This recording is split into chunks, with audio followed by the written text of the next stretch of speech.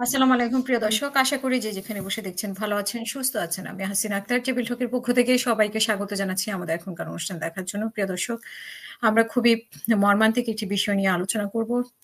দীর্ঘ ৮ বছর ধরে ব্যারিস্টার আ আরমানের জীবনের একটি কালো অধ্যায়। উনি যখন বাবার মামলা নিয়ে নড়ছিলেন, ঠিক কিছুদিন আগে মানে উনার বাবার মীর কাসেম যখন রায় হয়, ফাঁসির রায় হয়, সেটা নিয়েই উনি কাজ করছিলেন। সেই রায়ের কয়েকদিন আগেই উনাকে গুম করা হয়। এবং দীর্ঘ ৮ বছর আসলে পরিবার কিছুই জানতো না যে উনি কিভাবে আছেন এবং বেঁচে আছেন কি মরে গেছেন। এবং ছাত্ররা যখন আন্দোলন শুরু করে, সে আন্দোলনের যখন ৫ই আগস্ট শেখ হাসিনা চলে যান, তারপরে উনাকে ছেড়ে দেওয়া হয় একটি জায়গায়। তারপরে উনি উনি তখনও জানতেন না যে সেখানে এরকম আন্দোলন হচ্ছে বাংলাদেশে এবং সে আন্দোলনের জন্যই উনি ধরা পেয়েছেন। তো আমরা আন্দোলনের একটি ভালো দিক হচ্ছে যে ৮ বছর পরে উনারা হুম যারা পরিবার জানতো না আসলে কোথায় আছেন, কিভাবে আছেন, ৮ বছর পরে পরিবারের কাছে উনারা ফেরত আসতে পেরেছেন। তো আমরা আজকে জানবো যে উনি কিভাবে গুম হলেন, কেন গুম হলেন এবং এই ৮ বছর উনি কিভাবে ছিলেন। তারপরে আন্তর্জাতিকভাবে কিভাবে উনার মামলাটা দেখা হয়েছে, সেই বিষয়গুলো আমরা শুনবো। আমাদের সাথে সেই বিষয়গুলো আলোচনা করার জন্য উনার পরিবারের ২ জন সদস্য উপস্থিত আছেন, উনার বোন। আমরা উনাদের থেকে শুনবো উনার বিষয়গুলো। আমাদের সাথে আছেন সুমাইয়ার আবেয়া। আপনাকে স্বাগত আমাদের আজকের অনুষ্ঠানে। এবং আমার সাথে আসসালামু আছেন আলাইকুম। তাহিরা আপা। ২ আপুকে অসংখ্য ধন্যবাদ আমাদের সাথে যুক্ত হওয়ার জন্য। আমি তাহিরা আপু আপনার কাছে শুনতে চাই যে ১ম এ যে আসলে উনাকে ৮ বছর আগে কি হয়েছিল? কেন উনাকে গুম করা হয়েছিল এবং তখন কারা এসেছিল? সে বিষয়টা যদি একটু আপনি আমাদেরকে বলতেন প্লিজ। আসসালামু আলাইকুম। আপনাকে ধন্যবাদ আপু, এরকম একটা টপিকে আমাদেরকে ডাকার জন্য। তো জিনিসটা হচ্ছে যে এটা ২০১৬ সালের ঘটনা। আমার কথা কি হুম। শোনা যাচ্ছে? হ্যাঁ, শুনতে পাচ্ছি তাহিরা আপু। আচ্ছা, এটা হচ্ছে ২০১৬ সালের ঘটনা। সবাই জানে ৯ই আগস্ট। এখন আপনি যেটা জিজ্ঞেস করলেন যে কেন নিয়েছে, কেন নিয়েছে হুম, এটার সঠিক উত্তর আসলে আমরাও জানি না। হুম, এবং ভাইয়া যে গুম ছিল ৮ বছর, আমাদের এটাই প্রশ্ন ছিল যে হুম, কারণটা কি তাকে নেওয়ার। হুম, যখনই কোথাও দরখাস্ত করেছেন এটাই বারবার উল্লেখ যে আমার ছেলে যদি কোনো বেআইনি কিছু করে থাকে তাকে আপনারা দয়া করে অ্যারেস্ট করেন, অ্যারেস্ট দেখান এবং হুম, তাকে জেলে রাখেন। গুম করে কেন? তো হুম, আসলে কি রিজন কি সেটা আমরা এক্স্যাক্টলি জানি না। ধারণা করেছে যেটা সেটা হচ্ছে যে উনি আমার আব্বার আইনজীবী ছিল, আর আমার আব্বার একটি কন্ট্রোভার্সিয়াল রায় চলছিল, ট্রায়াল চলছিল, এবং যার জন্য তাকে পরে অন্যায়ভাবে ফাঁসি ও মৃত্যুদণ্ড দেওয়া হয়। তো সেইটার না আইনজীবী ছিল, এটা হুম, আমরা সাসপেক্ট করেছি। এছাড়া তো আর তো কোনো রিজন আমরা দেখছি না, কারণ সে কোনো রাজনীতির সাথে ছিল না। এমনিতে সে প্রফেশনাল লাইফটা নিয়ে বেশি ব্যস্ত ছিল। তো আমার আব্বার ছেলে মীর কাসেম আলী সাহেবের ছেলে ব্যারিস্টার আরমান, এটাই তার একমাত্র অন্যায় বলে আমরা আমাদের ধারণা, আমাদের বিশ্বাস। আর যেটা বলছিলাম সেদিন ছিল ৯ই আগস্ট ২০১৬, রাত ১০টা ৪০-এর দিকে হবে, ১৫:১১টায়। হুম, ও আমি ছিলাম ভাইয়ার বাসায়। ভাইয়া আমাদের থেকে আলাদা একটা বাসায় থাকতো, একা থাকতো। অফিস থেকে কাছে হওয়াতে ওখানেও থাকতো আর কি। তো আমরা ছিলাম সেদিন রাতে, আমি থাকতাম না ওই বাসায়, গিয়েছি আর কি। হুম, ওই এরকম একটা টাইমে দরজা নক করে এবং সাদা পোশাকধারী লোক বলতে তারা সিভিল ড্রেসে আসে। এখন আর্মি পার্সন তো দেখলে বোঝা যায় যে আর্মি নাকি, তাদের হেয়ার কাট, তাদের ফিজিক্যাল অ্যাপিয়ারেন্সে বোঝা হুম, যায় তারা মিলিটারি পার্সোনাল।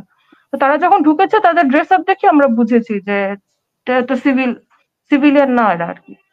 হুম, তো ঢুকলো, ঢুকে বললো যে স্যার, আরমান স্যার কোথায়? তো আমরা তো আব্বুর রায় চলছে না তখন, তো আমরা একটু ভয়ে হুম, ভয়ে ছিলাম। আমরা ভাবলাম যে কারা এভাবে ঢুকতেছে। তো ভাইয়া আসলো সামনে। তো আমরা যখন নক করছে দরজায়, আমি আর ভাইয়া গল্প করছি আর কি। তো ভাই মাত্র অফিস থেকে আসছে, আমরা গল্প টল্প করছি। দরজা যখন নক করেছে ভাইয়া লুপ হোলটা দেখেছে দরজার যে কারা। হুম, বললো যে এটা তো আইন অফিস, অফিসার টফিসার মনে হচ্ছে, কি করব? তো আমরা হুম, প্রথমে বলছি খুলো না। ভাইয়া বলতেছে না, কিভাবে না খুলে থাকি। তখন খুলছে। তো ভাইয়া গেল সামনে। তো আমি বলছি স্যার আমাদের সাথে একটু আসতে হবে আপনাকে। তো ভাইয়া হুম, বলল যে আমি কেন আসবো, আমার তো পরের দিন কোর্ট, আমার আব্বুর রায় চলছে তখন। আমার তো পরের দিন কোর্টে যেতে হবে, আমি ভাবে কিভাবে আসবো। না কয়জন স্যার একটু এসেছিল? আসতে হবে, 10-12 জন হবে। হুম, এবং তারা ফুল খুব very well maintained military personal মনে হয়েছে আমার কাছে, হেয়ার কাট থেকে শুরু করে হুম। ফিজিক্যাল অ্যাপিয়ারেন্স, দে লুক দেখে মিলিটারি। বোঝা যায়। হুম, হ্যাঁ হ্যাঁ, টি শার্ট গেঞ্জি টেঞ্জি জিন্স প্যান্ট পরা ছিল, but they look hmm, very healthy tone hmm, military personnel আর কি, হুম, হুম। এটা দেখে বোঝা মেন্টাল যায়। দেখলে বোঝা যায়। হুম, তাদের হ্যাঁ একটা হ্যাঁ, জি জি জি সিনসিয়ারিটি আছে। হুম, জি। এবং তারা নাকি, আমি শুনিনি, ভাবি বলেছে যে তারা র্যাবের পরিচয় দিয়ে ঢুকেছে, যে আমরা র্যাবের থেকে আসছি, কারণ ভাইয়া জিজ্ঞেস হুম, করছিল আপনারা কারা, তো আমরা হুম, র্যাবের থেকে আসছি। তো আসতে হুম, হবে আসতে হবে, হাত মানে একটু ঝগড়াঝাটি হয়ে গেছে। তো ভাইয়া বলছে দেখেন আমাকে ওয়ারেন্ট দেখান। ওয়ারেন্ট দেখালে আমি প্রয়োজনে, আমি যেহেতু আইনজীবী, আইনের প্রতি শ্রদ্ধা রেখে আমি তখন আসবো, এছাড়া তো আমি আসবো না আপনাদের সাথে। তো হুম, না স্যার, আপনাকে আসতে হবে আসতে হবে, আপনাকে আমরা 10 মিনিট সময় দিচ্ছি, আপনি একটু ব্যাগটা কি লাগবে গুছান, আর তারপর আমাদের হাতে আপনার যেতে হবে। তো ভাইয়া দরজা লাগা হুম, দিল, তারা বাইরে গিয়ে ওয়েট করা শুরু করলো। এখন ফিরে হুম, বলতেছে যে আমাকে আর ভাবিকে বলতেছে যে কি করব, এটা তো আর বাসায় শুধু আমার ভাবি ছিল আর আমি ছিলাম, ভাইয়ার দুটো মেয়ে ছিল, ওরা তখন ছোট ছিল, আর কাজের মেয়ে ছিল, সব হুম, মেয়ে। এখন তখন রাত বাজে 11টার বেশি। ভাইয়া এখন ভয় পাচ্ছে যে এতগুলো মেয়ের সাথে এতগুলো পুলিশ অফিসার, আর তখন তো বাংলাদেশের আইন শৃঙ্খলা কোনো ঠিক নাই। তো ভাইয়া হুম, বলতেছে যে এর মতো পরিস্থিতিতে এভাবে তাদের সাথে বাঁচানোটা ঠিক হবে না, সেফ হবে না, মানে আমাদের নিরাপত্তা নিয়ে ভাইয়া একটু ভয় পাচ্ছিল সত্যি কথা। যে ও যে কোঅপারেট না করে আরো ওয়ার্স সিনারিও হতে পারে আর কি। তো হুম, পরে বলতেছে আমার মনে হয় যেতে হবে, আমি তাহলে যাই। তো ওটা ওষুধের ব্যাগ ছিল, ওটা প্রিম্যাচিওর ছিল, বেবি ছিল, তো 7 মাসে হয়ে যাওয়াতে অনেক অসুস্থ থাকতো সবসময়। তো একটা ব্যাগ সবসময় থাকতোই রেডি, সব রকম হুম, ওষুধ। ও খুবই হাঁপানির সমস্যা ছিল, খুব হাইলি হাঁপানি, মানে একটু হলে হাঁপানি খুব চরম উঠে যেত। তো হাঁপানি টেন হেলা সবসময় থাকতো। ওই স্টুডেন্ট লাইফ থেকে ব্যাগটা ক্যারি করতো একদম চেম্বারে যাওয়া পর্যন্ত। ওই হুম। ব্যাগটা খালি হাতে নিল আপনার আর বললো ক্যামেরার যে নিচে, আপনি একটু যদি, হ্যাঁ, একটু ক্যামেরার নিচে, উপরে। হ্যাঁ, এখন ঠিক আছে। হুম, আচ্ছা, তো হ্যাঁ, তখন তারপরে? ব্যাগটা নিল খালি, আর হুম, বললো যে আম্মুকে ফোন লাগাই দে, আমাকে বলছে আম্মুকে তো ফোনটা লাগাই দে, আমি কথা বলে দিই। আমি আর হুম, ভাবি যে রাগারাগি করতেছে, তুমি যাবা কিসের জন্য, এটা তো এভাবে। আর পরের দিন আব্বুর কেস আছে, আমরা হুম, বলতেছি যে ফাইজলামি করতেছে, আব্বুর কেসটা হ্যাম্পার করার জন্য এটা চক্রান্ত করতেছে, তুমি যাবা হুম, কেন, তো যে যাবা না, আমার আটকায় রাখবা না, আমি যেতে দিব না তোমাদেরকে, আমি আর ভাবি ঝগড়াঝাটি করতেছি। তো ভাইয়া বলতেছে আচ্ছা তুই আম্মুকে ফোন লাগাই দে। তো আমি তা লাগাই দিই এই ফোনটা। এটা নিয়ে আমি এই 8টা বছরে অনেক সময় অসংখ্যবার আমি অনেক আফসোস করেছি। কারণ ভাইয়া ফেরত আসে কি আসে না তো আমি জানতাম না, খালি বলতাম যাহারে ভাইয়া শেষবার আমাকে রিকোয়েস্ট করেছিল যে আম্মুকে একটু ফোনটা লাগাই দে, আমি তো কথা বলে দেই, আমি কেন সে হুম, ফোনটা লাগাই দিলাম না। এটা নিয়ে আমি অনেক আক্ষেপ করেছি যে ভাইয়া যদি আর কখনো না ফিরে, অন্তত ও তো কথা বলতে চেয়েছিল, কথাটা তো বলে যেতে পারতো। এটা নিয়ে হুম, আমি অনেক আফসোস করেছি। পরে এটা বলতে বলতে ওরা নক শুরু করেছে। পর ভাবিকে খুলছে। এখন তার বলছে আরমান স্যার আপনি চলেন। তখন ভাবি, আমি আর না আসলে পুরো সময়টা ভিতরের রুমে ছিলাম, ভাইয়া বসে ভিতরের রুমে থাকতো, আমি ভিতরের রুমে ছিলাম, ভাবি আর হুম, ভাইয়াই হ্যান্ডেল করছিল। তো যখন মানে যাবে তো ভাবি চিল্লাচিল্লি শুরু করছে, তখন টানাটানি শুরু করছে ভাইয়াকে এক পর্যায়ে। তখন আমি বের হয়ে আসছি মূলত। বের হয়ে আসছি, আমার মনে আছে আমি একজন অফিসার মানে ভাইয়াকে মাঝখানে রেখে তারা না কেমন যেন ঘিরে ধরছে ভাইয়াকে, হুম, তারপরে নিয়ে যাবে ভাইয়াকে। কারণ ভাইয়া হচ্ছে চাচ্ছে ঠান্ডা করতে সবাইকে, চাচ্ছে আমি নিজে নিজে আসবো, আপনারা ঝামেলা করেন না আরকি। তো আর ওদেরকে ভাবি একটু চিল্লাচিল্লি করতেছিল যে এটা কেমন কথা, আপনারা এসে নিয়ে যাবেন, কিসব শুরু করছেন আপনারা। আব্বুর কথা হুম, বলতেছে যে মানে আল্লাহ গজব পড়বে আপনাদের উপর, একটার পর একটা ঝামেলা করতেছেন আমাদের সাথে, এই না ভাবি খুব চিল্লাচিল্লি করতেছে। তো তারা এই চিল্লাচিল্লি দেখে ভাইয়াকে টেনে নিতে চাচ্ছে। তো আমার মনে আছে যে আমি যে একটা অফিসারের হাত ধরছি, যে হাত ধরে টান হুম, দেওয়ার চেষ্টা করছি ওনার মানে থামানোর জন্য, উনি উনি সম্ভবত ভাইয়াকে ধরেছিল। তো আমি হুম, তার হুম, আরেক হাত ধরে টান দিছি আরকি। তো উনি দ্রুত আমার হাত ছাড়াইয়ে ভাইয়াকে ধরে জাস্ট ধরে নিয়ে চলে গেল ওকে। ওকে আমরা নাগালে পাইনি, এমন ভাবে সার্কেল করে, মানে অনেক ওয়েল ট্রেন তো তারা ক্যাপচারিং এ, হুম, সার্কেল করে হুম, নিয়ে টান দিয়ে নিল। এমনই না নিল যে স্যান্ডেল করতে পারেনি, যে ওষুধের ব্যাগটা হাতে ধরেছিল ওই হাতেই হুম, ধরা অবস্থা ও কথা বলার চেষ্টা করতেছে, টেনে হুম, হেঁচড়ে নিয়ে গেলো আমাদের সামনে থেকে। আর হুম, স্যান্ডেল যে পড়বে সেটারও সুযোগ পায়নি। পরে হুম, কাজের মেয়েটা ছিল যে ও ভাইয়ার স্যান্ডেলটা নিয়ে দৌড় দিল, আর ভাবি তো দৌড় দিছে এটার সাথে সাথে, হুম, ওই দোতলা থেকে নামাইলো। তো আমার মনে আছে যে আমিও দৌড় দিতে গেছি, মানে নামতেছি তো আমি দৌড় দিচ্ছি, অনেক দ্রুত নামতেছি তো পায়ে খুব ব্যথা পাইলাম, সিমেন্টের ইয়া তো সিঁড়ি, হুম, হুম, হুম, সেখানে তো খুব পায়ে ব্যথা লাগলো দৌড় দিতে গিয়ে। পরে হুম, ভাবলাম না আমি তো এই অবস্থায় দৌড়াতে পারবো না বেশিক্ষণ, ভাইয়ের সাথে যদি আমাকে যেতে হয় থানায় টানায় বা সামথিং, আমি তো খালি হুম, পা যেতে পারবো না। কি বুঝেছেন, আমি আবার দৌড় দিলাম উপরে, দৌড় দিয়ে স্যান্ডেল স্ট্যান্ড থেকে স্যান্ডেল নিয়ে পরে স্যান্ডেল পরে দৌড় দিলাম, কেন জানি মনে হলো যে আমি তো খালি পায়ে যাই, আমি বেশি দূর যেতে পারবো না ভাইয়ার সাথে। এর জন্য আমি দৌড় দিয়ে স্যান্ডেল পরে দৌড় দিলাম। আমি নামতে নামতে ততক্ষণে ওকে গাড়িতে ঢুকানো, গাড়ি নিয়ে সব শেষ আর কি। আমি খালি দেখলাম যে ভাবি মেইন গেট ধরে দাঁড়ায় আছে, কিছু বলতেছে না, মানে ওর চিল্লাচিল্লি ততক্ষণে শেষ আর কি। ভাবি তো দাঁড়ায় আছে, আর আমি গেটে যাবো আর গাড়িটা টান দিল আর কি। তো ওকে ঢুকানোর সিন টেন ওগুলো আমি দেখি নাই। আমি নামতে নামতে দেখি ভাবি তোমার কয়েক সেকেন্ডের ভিতরে এগুলো হয়েছে, খুব মুহূর্তের ভিতরে এগুলো হয়েছে আর কি। মানে আপনি নিচে থেকে শুধু স্যান্ডেল নিতে আসছেন তখনই? স্যান্ডেল নিয়ে দোতলা থেকে নামতে নামতে ভাইয়াকে উঠে দৌড় দিচ্ছে গাড়ি আর কি। আর ভাবি গেট ধরে দাঁড়ায় আছে। তো আমি দৌড় দিয়ে গেলাম, দেখি গাড়িটা জাস্ট লিভ করলো এভাবে। তো আমি তো বলতেছি ভাবি তুমি গাড়িতে উঠলে না কেন, কারণ আমি তো প্রিপেয়ার ছিলাম যে আমি ভাইয়ের সাথে উঠে যাবো। আমি তো ভাবছি থানায় টানায় নিবে। ঘুম তখন তো জানতাম, মানে প্রশ্নই আসে না কিভাবে এটা মানুষ ঘুম পড়ে যায়, জানতামই না এগুলা। তো আমি তো দৌড় দিছি যে আমি স্যান্ডেল পরে আসছি যে আমি ভাইয়ের সাথে উঠে থানায় যাবো।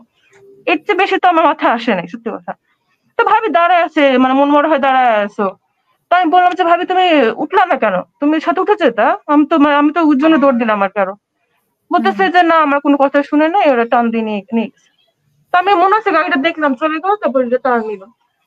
এখন তারপর গাড়ির বর্ণনা যেটা সেটা সবচেয়ে ভালো ভাবি বলতে পারবে, এবং ও অনেক জায়গায় অসংখ্যবার স্টেটমেন্টেও বলেছে যে গাড়ির রংটা কি ছিল, কাজ কেমন ছিল, হাইজের একটা গাড়ি ছিল, তারপর কয়জন পিছনে বসছে, কিভাবে বসাইছে, ওইটা আমি দেখিনি।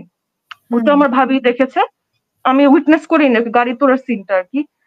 তো এই নিয়ে গেল ওই নামার জায়গা স্টোরিটা এতটুকুই। তারপরে জার্নি তো মেঝাপু বলতে পারবে, কারণ তারপরে আমি উপরে চলে আসছি, বাসায় ফোন দিছি। তারপর থেকে মেজাবুদের যোগাযোগ করা শুরু হয়েছে, মানে ভাবিদের যে এই কাজ হয়েছে তোমার ভাইয়ার। তারপরে স্টোরি মেজাপুরা হ্যান্ডেল করছে, থানায় যাওয়া কি করবে এই আর কি। আমার স্টোরি অতটুকুই, তারপরে আমি উপরে চলে আসছে। তারপরে সময় সময় আপু, তারপরে কি করলেন আপনারা যে ওই দিন নেওয়ার পরে?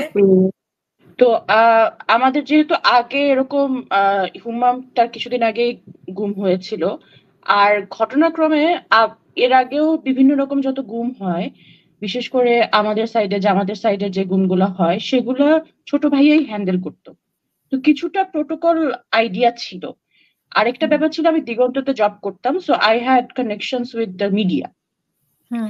এখন যখন আমাদেরকে নিয়ে যাওয়া হলো, বিভিন্ন জায়গায় কথা বলতেছিলাম, একটা জিনিস আমাদের দুঃখের বিষয় হচ্ছে যে কোনো লয়ার, আমাদের সাইড বলেন অন্য কোনো সাইড বলেন, আমরা আসলে লয়ারকে খুঁজতেছিলাম যে কোনো একটা লয়ার আমাদের সাথে কি করব এখন।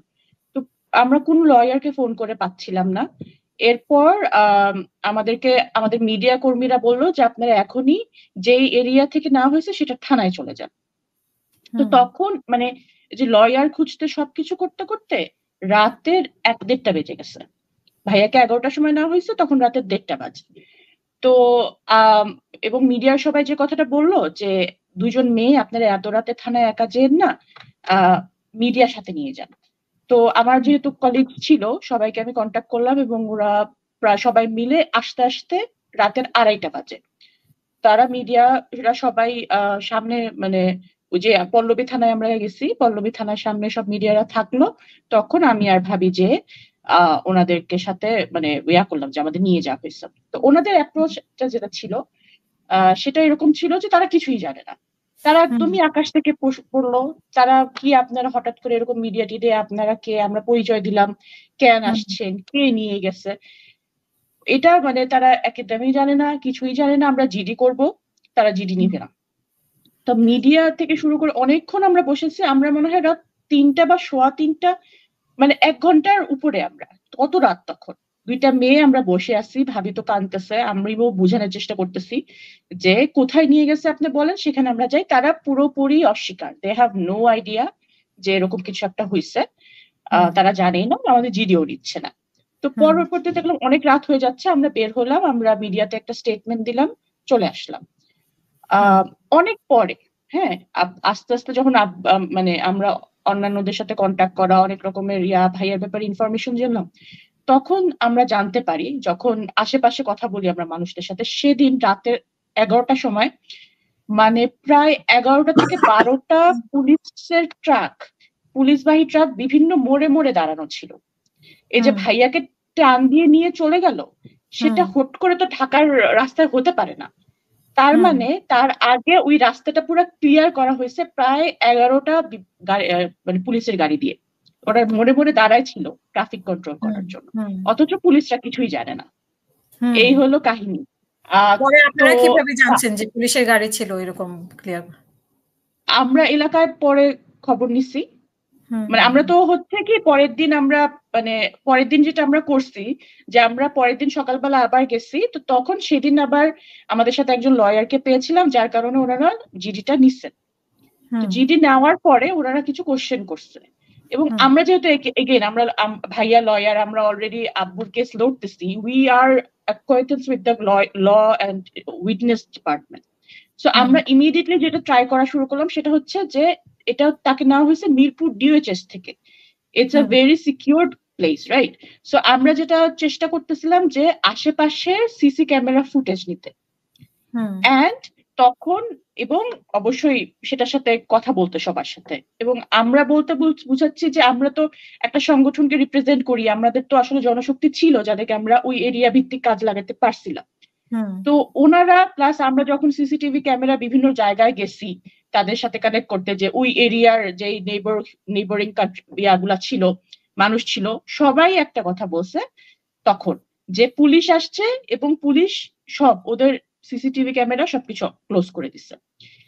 হুম, তারপরে ঠিক আছে, মানে পার্সোনাল বাসা যাদের ছিল, যাদেরই সিসিটিভি ক্যামেরা পার্সোনাল বাসা ছিল, সবার ক্যামেরা ভাইয়াকে 11টার সময় নিতে আসছে তারও আরো কয়েক ঘন্টা আগে এসে সব ক্লোজ করে দিচ্ছে। দ্যাট মিনস তার মানে ওরা অলরেডি অনেক তখন আগে থেকে প্রস্তুতি নিচ্ছিল। আগে মানে থেকে প্ল্যান করছে। ওকে, তখন আমরা যেটা করলাম যে আমরা একটা মানে দিলাম, অ্যাপ্লিকেশন দিলাম যে ঠিক আছে মেইন রাস্তায় যেটা পুলিশের ক্যামেরা আছে আছে হুম, পুলিশের ক্যামেরার ফুটেজ আমাদেরকে দেয়া হোক। সেদিন নাকি মিরপুর ডিএইচএস এর সব সিসি ক্যামেরা নষ্ট ছিল, হুম। সো কোনো নাকি ফুটেজ নাই। এই হলো তার মানে কাহিনী। ওই এরপর থেকে তো ফুটেজগুলোই আমাদের চেষ্টা। বাসার ব্যক্তিগত ফুটেজগুলোও তারা মানে ক্যামেরাগুলোও তারা অফ করে রেখেছে এবং যারা থানার ইয়ে ছিল সেগুলোও মানে তারা যেটা অফ। পুলিশদের যে মানে সড়কে যে ক্যামেরা থাকার কথা ছিল, হ্যাঁ, পুলিশদের ভাষ্য মতে সেটা সেদিন মানে একটা থাকতে পারে, কিন্তু পুরো একটা এরিয়ার পুরো ক্যামেরাই নাকি ইয়া নষ্ট ছিল। মানে নষ্ট ছিল। জি, হ্যাঁ। এই তারপরে এখন এটা হলো। এরপরে তো আমাদের জার্নি শুরু, বিভিন্ন জায়গায় যাওয়া, এরপরে এখানে আপনারা মানে অ্যাপ্লিকেশন করা। আপনারা এইভাবে ওনাকে মানে প্রস্তুতি তারপরে আপনারা পরের দিন জানতে পারলেন যে ক্যামেরা অফ করে রেখেছে এবং মানে পুলিশের এটা গাড়ি। পরের দিনই না, এটা মানে চলতেছে আমাদের তো, মানে পুলিশকে তো জিডি নিয়ে তারা চুপ। হুম, এরপর তো তারা আর কিছু করছে না, আমরা তো দেখতেছি তারা করতেছে না। তো উই ওয়ান্টেড টু আন্ডারস্ট্যান্ড যে কি হচ্ছে, তখন আমরা আমাদের মতো এভিডেন্স কালেক্ট করতে যেয়ে এটা পেলাম। তো যেহেতু যে আমরা দেখলাম যে পুলিশ কিছু করতেছে না বা সরকার যেটা করতেছে, যে পরের দিন আব্বুর যেহেতু শুনানিতে ভাইয়া নাই, তো আমরা তো বলতেছি যে লয়ার নাই, সুতরাং আমরা এটা এখন আমরা কিভাবে করে আব্বুর শুনানি হবে। তো জাজ নিজেই বলছে যে উনি মনে হয় কোথাও লুকায় আছেন। তো আচ্ছা। এটাই ছিল তাদের যে মানে দে ওয়ান্টেড টু শো যে আব্বুর যেন আমরা ফাঁসির অন্যান্য ভাবে যেহেতু পাইনি নাই স্টপ করতে, এখন এভাবে করে আমরা একটা নাটক সাজায় জিনিসটা স্টপ করতে চাচ্ছি। তো তারা এই অ্যাপ্রোচে ছিল। হুম। সো এখানে তো আসলে আর তারপরে কিছুই যখন করার আপনার থাকে না। আব্বুর পরের দিন তো ইয়ে ছিল। পরের দিন জজ বলেছে যে উনি মনে হয় লুকিয়ে আছে। হুম। তারপরে জি, আপনার আব্বুর মামলাটা কি হলো? আব্বুর মামলায় যেটা হলো যে আমরা বাকি লয়ারদের সাথে বসার পরে ওনারা সেম কথাই বললো যে এখন আসলে আর কিছু করার নেই। তো হুম। এরপরে আর কিছুই আব্বুর মানে মামলার নতুন ব্যাপারে করে ওটাকে পাল্লা করা বা কিছু করা কিছুই হয় নাই। তার পরবর্তীতে তো ফাইনাল সুপ্রিম কোর্ট অর্ডার দিয়েই ফেললো, এবং উইদিন আ মান্থ, পুরো মান্থ, 1 মান্থ না, ভাইয়াকে নিয়ে যাওয়া হয়েছে 9 আগস্ট, এবং 3 সেপ্টেম্বর তো আব্বুকে আলটিমেটলি তার ফাঁসির রায় কার্যকর করা হয়েছে। সো মানে তখন তার হয়তো মানে খুবই উদ্দেশ্যই দ্রুত ছিল। আকারে হয়ে গেল জিনিসটা। দ্রুত হয়ে গেল। মানে উনাকে হ্যাঁ, সরিয়ে দিয়ে আইনি কোনো লড়াই লড়তে পারল না। এক্স্যাক্টলি। সেখানেই উনি সেই রাস্তাটা বন্ধ করে দেওয়া হলো। না, কিন্তু এবং আপনি মনে হয় অ্যাকচুয়ালি অন্য। হ্যাঁ, মানে আমি একটু অ্যাড সাহেব। করি, সেটা হচ্ছে যে ভাইয়া তো লয়ার ছিল আব্বুর, তো ওর হাতে অনেক বড় বড় কিছু প্রজেক্ট ছিল আব্বুর কেসে, যেটা ও হ্যান্ডেল করতেছিল। তো ও হুম, চলে যাওয়াতে লয়াররা বলেছে যে আসলে অনেক কাগজপত্র আমাদের হাতে নেই, আর মানে তো আমাদের বোঝা যেতে পারে না, আমরা যে সেগুলো কোর্টে প্রেজেন্ট করব, প্রাইম হুম, ইয়াগুলো ওর হাতে ছিল। যার কারণে কিন্তু আব্বুর অনেক কিছু আমরা লয়ার রিপ্রেজেন্টই করতে পারিনি কোর্টে। যে ফাইটটা লাস্টে প্ল্যান ছিল টিমের, তাই না, শেষ ফাইটটা সেটাই দিতে পারেনি ঠিক মতো ভাইয়ার জন্য। আসলে এখানে তো ফেয়ার ট্রায়াল হওয়ার ফেয়ার ট্রায়াল হওয়ার তো কোনো প্রশ্ন আসলে ছিল না, there is no way. Still আমাদের অ্যাজ আ ফ্যামিলি মেম্বার আমাদের যে একটা ছিল যে আমরা টুথ অ্যান্ড বোন আমরা লড়বো, শেষ পর্যন্ত লড়বো, ওই লড়াটা আসলে আমাদের করতে দেয়নি। মানে তাদের আর মানে সত্যি কথা যেটা তর হয়েছিল না এরকম। এবং আপনি যদি জানেন যে যখন আমাদেরকে ফাইনাল আব্বুর রায়টা দেওয়া হলো যে কার্যকর করা হবে, এরপর কিন্তু 10 দিন সময় দেওয়া হয় যে রাষ্ট্রপতির কাছে ক্ষমা চাবে কিনা। তো সেই 10 দিনের সময় কিন্তু আব্বু ক্লিয়ারলি বলছে যে আমার ছেলে এবং আমার লয়ার দুইজনই নাই, ও না আসা পর্যন্ত ওর সাথে কনসাল্ট না করে আমি কোনো কথা বলবো না। এইটা বলার কারণে আমাদের যে জাস্ট যখন এটা বলা হয় যে রায় কার্যকর হয়ে যাবে, তখন একটা ইমিডিয়েট ফ্যামিলি ভিজিট দেয়। আমরা সেই দিন আম্মু সহ আমরা ফ্যামিলি ভিজিটে গেলাম। তো উনি এই কথাটা কেন বললো, এটার জন্য হচ্ছে সবাই এত রাগ ছিল ওইখানকার পুলিশরা যে আম্মু এবং আব্বুকে আলাদা রুমে সেদিন নিয়ে যেয়ে দরজা বন্ধ করে প্রায় 1 ঘন্টা এক্সট্রিম লেভেলে তাদেরকে খারাপ ভাষায় গালাগালি, তাদেরকে যে হ্যাঁ মানে কেন আমরা ভাইয়ার জিনিসটা নিয়ে বাড়াবাড়ি করতেছি। হ্যাঁ, আপনারা আপনার ফাঁসিতে ফোকাস করেন, আপনি এগুলো নিয়ে বাড়াবাড়ি মানে কি, এটা তার ছেলে, এখানে তো বাড়াবাড়ি কিছু নাই।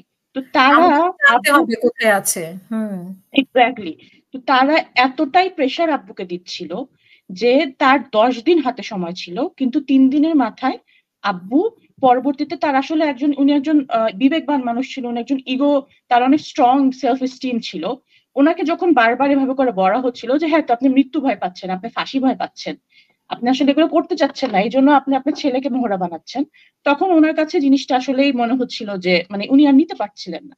উনি তখন আমাদের ফ্যামিলির সাথে কথা বলে বললেন যে আসলে এটা আমার জন্য মানে এখন ওনার চলে যাওয়ার সময়, এখন এই শেষ মুহূর্তের এই জিল্লাতটা আসলে সে নিতে পারছিল না, সত্যি কথা একটা মানসিক ভাবে। সুতরাং সে বলল যে মানে আমি মানে আমি তো ডিসাইড করছি যে আমি ক্ষমা চাবো না, তো আমি এটা বলে দিই। উনি আসলে ইমিডিয়েটলি বলতো, অন্য সময় হলে ইমিডিয়েটলি বলতো, কারণ প্রশ্নই আসে না ক্ষমা চাওয়ার, কিন্তু উনি একটু ডিলে করছিল যে উনি একজন বাবা, তাই না? সুতরাং উনি চাচ্ছিল যে এক্স্যাক্টলি বাবা তো চায় তার সবকিছু দিয়ে ছেলেকে প্রোটেক্ট করতে, তো তার লাস্ট তার হাতে এটাই ছিল, তার ছেলেকে প্রোটেক্ট করার, সেটা দিয়েই ট্রাই করতেছিল যে তার ছেলে যেন আসে। তো যার কারণে পুরো 10 দিন আমরা সময় নিই নাই। এক্স্যাক্টলি। তারপরে না আব্বু উনি উনি ওনার যে শেষ সুযোগটা ছিল সেটা হচ্ছে যে ফাঁসির যখন রায় হয় তখন তার শেষ ইচ্ছাটা পূরণ করা হয়, তো যে কোনো বড় ক্রিমিনালই হোক। তো আব্বু কিন্তু বলেছিল যে আমার ছেলে যেন আমার লাশ ডাকে এবং আমার জানাজা পড়ে, এটা ওনার শেষ ইচ্ছা, এটা কিন্তু উনি বারবার বলেছে ওনার শেষ দিকে। আপনি একটু একটা কথা চিন্তা করেন আপু, যে একটা মানুষ তাকে অন্যায়ভাবে ফাঁসি দেওয়া হচ্ছে, কিন্তু মানে আমি তাকে চিন্তা করতেছি যে সে একজন বাবা হিসেবে মানে সে কতটা যে সে তার জীবনের শেষ সম্বল দিয়ে হলেও সে তার সন্তানকে সে করতে চাচ্ছিল, যে হ্যাঁ মানে তার হাতে কিছু নাই, এখন তার হাতে দুটাই অস্ত্র আছে, যে আমাকে হয়তো আমি যদি এখন বলি যে আমি লয়ার ছাড়া কিছু বলবো না, তাহলে হয়তো ওরা আমার ছেলেকে ফেরত দিবে। আমি এখন ঠিক আছে আমি চলে যাচ্ছি, কিন্তু চলে যাওয়ার পর যদি আমি বলি যে আমার শেষ ইচ্ছার জন্য হইলেও হয়তো আমার ছেলেকে ফেরত দিবে। মানুষ মানে একজন বাবাকে কি পরিমাণ কষ্ট, এক্স্যাক্টলি, যে উনি মানে চলে যাচ্ছেন, ওনার ফাঁসি একটা মানুষের জন্য চিন্তা করা এবং এটাকে ফ্যাদম করা কতটা কষ্টের, সেই সাথে একজন বাবা হিসেবে তাকে কি পরিমাণ একটা মেন্টাল টর্চার করে তাকে বিদায় দিয়েছি আমরা, যে আমরা বলতে পারতেছি না শক্তভাবে যে তুমি চিন্তা করো না, এবং সেও কি পরিমাণ অস্থিরতার মধ্যে দিয়ে গেছে, তার ছেলেটা কোথায় সে জানে না, এবং তার লাইফের লিটারালি মানুষ বলে যে বাবারা হচ্ছে তার জীবনের প্রত্যেকটা জিনিস দিয়ে তার সন্তানকে বাঁচাতে চায়, সন্তানকে টেক কেয়ার করতে চায়। আমার আব্বু লিটারালি তার জীবনের যতটুকু ছিল ততটুকু দিয়ে চেষ্টা করতেছিল যে যেন তার ছেলেটা ব্যাক করে।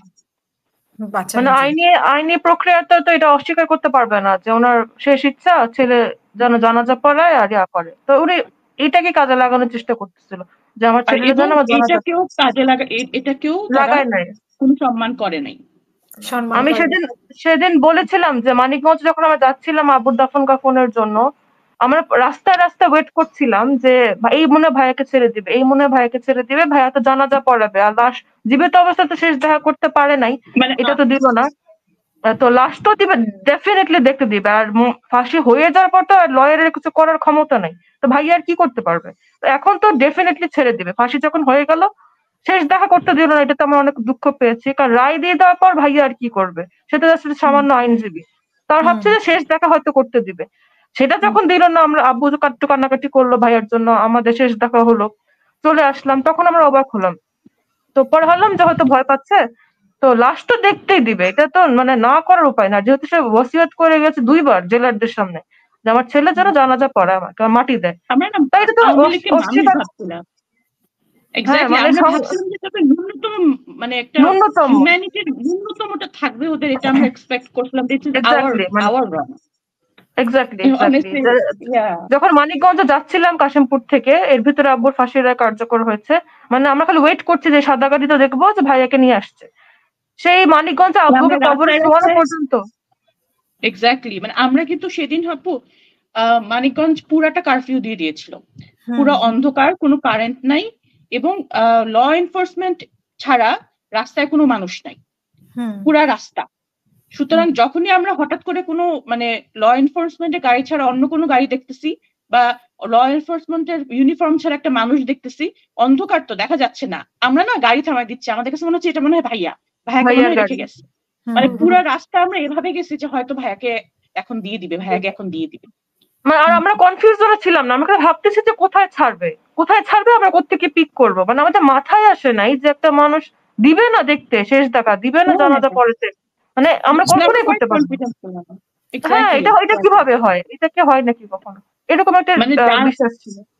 আব্বুর জানাজা শুরু করতেও কিন্তু আমাদের অনেক হেজিটেশন লাগছিল যে আসলেই শুরু করব, আসলেই নাকি ভাইয়াকে ছাড়া জানাজা হবে, তাই না তাইরা? মানে এক্স্যাক্টলি ইট ওয়াজ এক্স্যাক্টলি তারপর ওরা কি ভেরি, বললো, মানে ওদের পক্ষ থেকে কি বলছিল যে শেষ মানে ওরা শেষই একেবারে ওরা কিছুই বলে না, এই এই বিষয়টা তাদের অস্বীকার। বিষয় না। জেলদের কথা হচ্ছে যে আমাদের তো এই টপিকই না, এটা তো আমাদের ওনার ইয়াই ছেলের না, কথা। আমরা আমাদের কাজ। হ্যাঁ মানে ইভেন এবং ওরা যেটা করলো, তাহেরা বলো।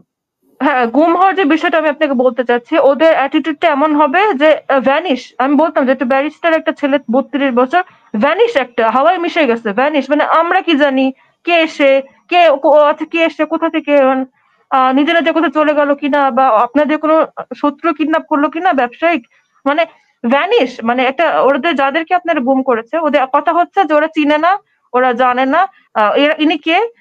ওদের কথা হচ্ছে they just vanish in the air, vanish, এদের কোনো অস্তিত্ব ওরা জানে না।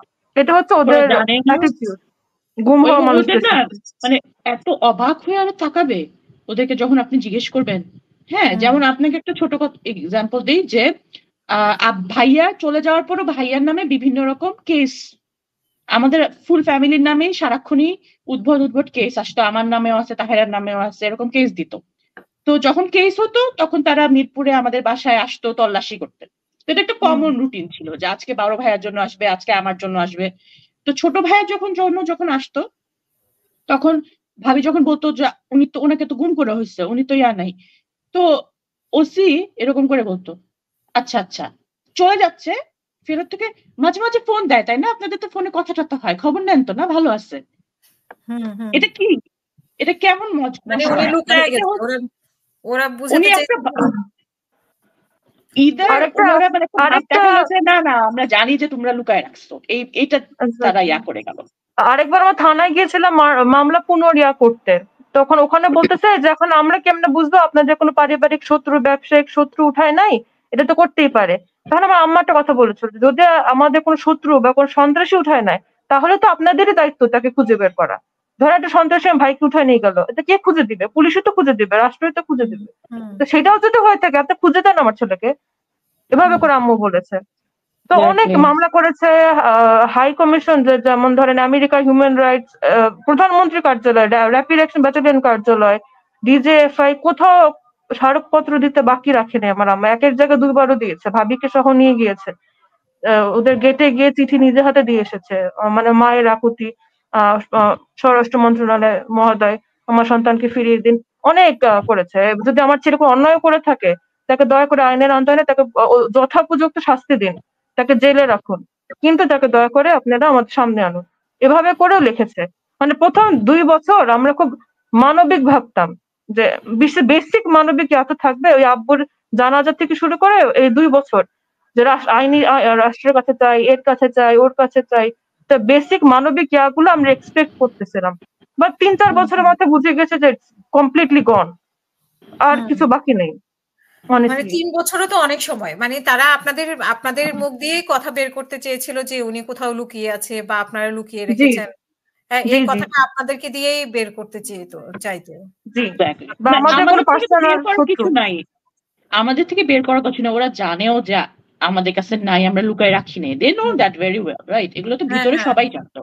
এটা জাস্ট ওদের এটা ওদের একটা ম্যানিফেস্টেশন যে আসলে গুম হয় নাই, এরকম কিছু না, এটা ম্যানিফেস্ট করতেছে, অথবা আমাদেরকে একটা টর্মেন্ট দিচ্ছে। হয়রানি করা, হয়রানি।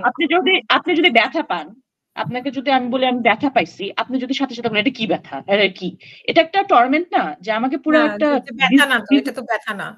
হ্যাঁ জি জি এক্স্যাক্টলি। ওরা এক্স্যাক্টলি এটা করছে যে কই না, উনি কে গুম হয়েছে, কোথায়, আপনাদের সাথে দেখা হয় না, কথা হয় না, এবং এটা আমরা এতটাই আমরা কিন্তু অনেক বছর এরকম একটা মহাসাগরের ভিতরে ভাসতেছিলাম যে দুনিয়াতে আর কেউ আমাদের সম্পর্কে জানে না, আমরা একমাত্র ভাইয়াকে হারাই আছি।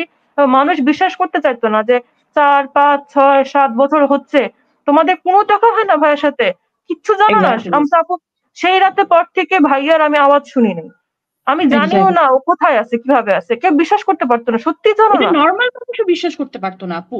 ইভেন আমাদের যারা মানে কাছের মানুষ, যারা আমাদের প্রতিনিয়ত দেখতেছে, ইভেন তারাও টোটালি মানে তোমরা একেবারে জানো না, একবারও কথা হয় নাই, দে হ্যাঁ, উড হ্যাঁ। ইভেন ডোন্ট বিলিভ যে মানে মানে না মনে হচ্ছে এরকম হইতে আপনারা পারে। মিথ্যা কথা বলছেন। আপনারা মানে এক্স্যাক্টলি হুম, এক্স্যাক্টলি আপনারাই মিথ্যা এইটা কথা। এই গুমের বিষয়টা অফিসিয়ালি আমাদের স্ট্রোক করেছে যখন মায়ের ডাক সংগঠনটার নামে ভাবি সংযুক্ত হয়েছে, তখন প্রথম আমরা জানলাম যে এটা খুব কমন একটা সিভিয়ার ক্রাইসিস এই সরকারের, এবং একাধিক মানুষের সাথে তার এই ক্রাইমটা করেছে। আগে ভাবতাম শুধু আমি, আমাদের বাবার ছেলে দেখে আর আজমি সাহেবের দেখে, এই পুরা সমুদ্রের ভিতরে আমরা লস্ট ছিলাম যে আমাদের কেসটা কাকে বুঝাবো, এগুলো আসলে কেউ বুঝবে না, এটা 2-1টা কেস এরকম হয়।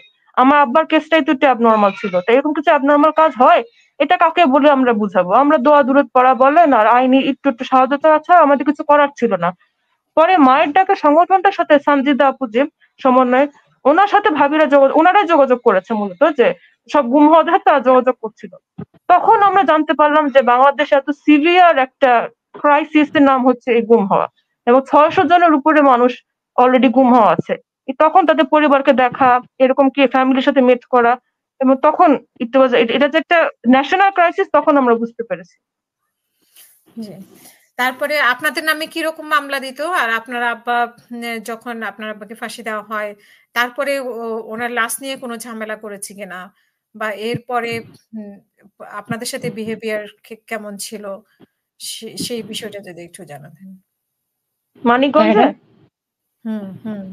মানিকগঞ্জে আব্বুর যতটুকু জানি 10টা 10 বা এরকম সময় কার্যকর হয়, তো আমাদের কাশিমপুর থেকে ছেড়ে দেওয়া হয়, আমরা কাশিমপুরে গিয়ে আব্বুর জন্য ওয়েট করতে থাকি। তো ভাইয়ার ব্যাপারে তো আমরা চাচ্ছিলামই, পরে আব্বুর লাশ যখন আসে তখন আমার মেজো বোন আম্মু এরা কিন্তু হ্যান্ডেলটা বেশি করে, আমি একটু দূরে দূরে ছিলাম কারণ আমার কাছে মনে হচ্ছে আমার কোনো রোল নাই, আর আমি দূরে ছিলাম। ও তো একদম ওরা ছোট তো একটু হ্যাঁ মিসবিলিভ ছিল, হ্যাঁ ওই ডিসবিলিভে ওই ছিল, যেটা রিয়েল না, এটা হচ্ছে না। এক্স্যাক্টলি। আর যতটুকু আমার এক্সপিরিয়েন্স হচ্ছে পুরো এলাকা কারফিউ ছিল, মানে একটা যুদ্ধ বিধ্বস্ত দেশ কেমন হয় আমি জানি না, এবং সেদিন বৃষ্টিও হচ্ছিল, অনেক রাত ছিল, মানে এলাকা পুরাটুকু মানিকগঞ্জের চালা আমাদের যে এরিয়া, মেইন রোড থেকে ভিতরে এলাকা পর্যন্ত ইট ওয়াজ কমপ্লিট ডার্ক, মানে এটা ওরা লাইট বাংলাদেশের জ্বালাতে দেয় না কোনো বাসায়। পুরো এলাকাতেই যেদিন তো আমরা আমরা কোনো লাইট দেখিনি। হ্যাঁ, হ্যাঁ, আমরা মানে যখন যাই just হঠাৎ করে একটা এরিয়া থেকে দেখি পুরো অন্ধকার। আপনি গ্রাম তো জানেন যে গ্রামে যদি লাইট না থাকে তাহলে এটা কি পরিমাণ অন্ধকার হয়। অন্যরকম গুটগুটে। হ্যাঁ, তো হঠাৎ করে আমরা ভাবলাম কারেন্ট চলে গেছে, তো আমরা রাস্তা দিয়ে যাচ্ছি আর ভাবতেছি যে হয়তো কারেন্ট চলে গেছে। তারপর হঠাৎ করে আমাদের একটা জায়গায় থামালো। আমরা ছিলাম 5টা গাড়ি। তো ওরা হঠাৎ করে বললো যে এতগুলা গাড়ি যেতে দিব না, আপনাদের মাত্র 3টা গাড়ি যেতে পারবে, এখন এই 3টা গাড়িতে আপনারা যতজন আটেন ততজন। তো হঠাৎ করে হাফওয়ে থ্রুতে আমরা ঢাকা থেকে একটা ফ্যামিলিরা আসছি, আমরা তো হঠাৎ করে এখন বললেও তো আমরা ইয়া করতে পারি না, তাদেরকে গাড়ি ছেড়ে দিতে পারি না। তখন এই আমরা 5টা গাড়ির মানুষ ক্র্যামড হয়ে, মানে একদম যেভাবে ক্র্যামড হয়ে বসা যায় সেভাবে করে 3টা গাড়িতে উঠলাম। তো ফার্স্ট ওনাদের এটা ছিল যে 3টা গাড়িতে যেতে হবে, তো ঠিক আছে ওটা আমরা গেলাম। তারপরে অর্ধেক পথ যাওয়ার পরে হঠাৎ করে আমাদের বললো এর চেয়ে বেশি আর গাড়ি যেতে পারবে না। এখন পুরো অন্ধকার রাস্তায় আমরা বুঝতেও পারতেছি না যে কোথায়। তো একটা অনেক বড়, আমাদের বাসাটা তো মেইন রোডের একটু ভিতরেই হয় গ্রামের বাসাটা, তো মেইন রাস্তায় আমাদের আটকাই দিছে যে এখান থেকে কোনো গাড়ি যাবে না। তো আমরা সবাই ফোনের লাইট অন করে মানে পথ দেখে দেখে একজন আরেকজনকে ধরে ধরে, কারণ জানতেছি বুঝতেছি না তো কোথায় যাচ্ছি, এভাবে করে করে পুরো অন্ধকার পুরো জায়গা। অনেক দূর থেকে আমরা একটা লাইট দেখতে পাচ্ছি, তখন বুঝি নাই লাইটটা কি।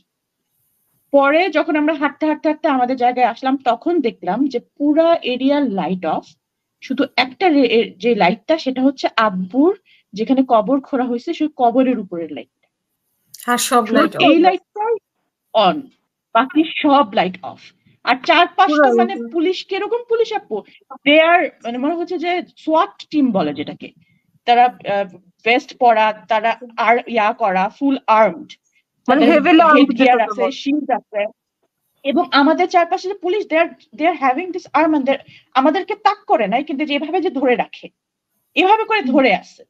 সো একটা ফ্যামিলি গেছে, দে নো আমরা কারা গেছে, আমরা তো সবাই কাশিমপুর থেকে আসতেছি, তারা তো দেখছে যে আমরা একটা মহিলা বাচ্চাওয়ালা ফ্যামিলি গেছি, এখানে তো এত আর্ম পুলিশ আনার তো কোনো রিজন নেই, ওরা হয়তো অন্য কিছু ভয় পাইছে। তো এটা তারপরে যেটা আমাদের সাথে করলো, যখন আমরা আব্বুকে যেখানে কবর দেওয়া হয়েছে তার পাশে একটা ছোট আমাদের আরেক আত্মীয়র বাসা ছিল, ওইখানে আমাদের উঠার কথা।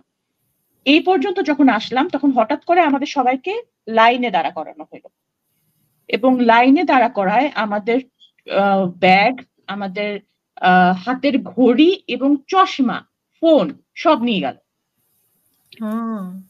ইভেন চশমাও, তো আমরা বলতেছি যে চশমা ছাড়া আপনি চশমা নিচ্ছেন কেন, বলে না আজকাল চশমার ভিতরেও ভিডিও করা হয়। তো তারা চায় নাই কোনো ছবি বা ভিডিও যেন আমরা করি, মানে আমার আব্বার শেষ সময় কোনো অস্তিত্ব থাকুক, মানুষ দেখুক, ফলোয়াররা, এটা তারা চায়নি। ইট ওয়াজ কমপ্লিটলি নন থাকুক। হ্যাঁ, তার মানে চাইনি আপনারা কোনো ছবি কিছু।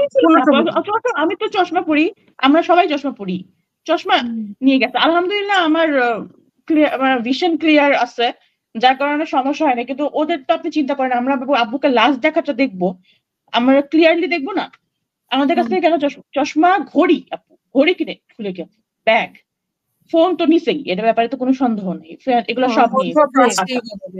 এরপর যেটা করলো ওরা সেটা হচ্ছে যে আমাদেরকে বাসায় ঢুকতে দিল না, যে বাসায় আমাদের থাকার কথা সে বাসায় আমাদেরকে ঢুকতে দেওয়া হয় নাই। অনেক বলার পর বাসার কোনো একটা ছোট রুম ছিল, সেখানে আমরা যে জাস্ট ক্লিন হইতে পারছি, অনেক দূর থেকে আসছি, বাথরুমে যাওয়া, অজু করা ব্যাপারগুলা ছিল সেগুলা, নামাজ। আমাদের জন্য খাবার রেডি করা হয়েছে, সেই খাবার আমাদেরকে দেওয়া হয়নি, আমাদেরকে সারাদিন। হ্যাঁ আপনারা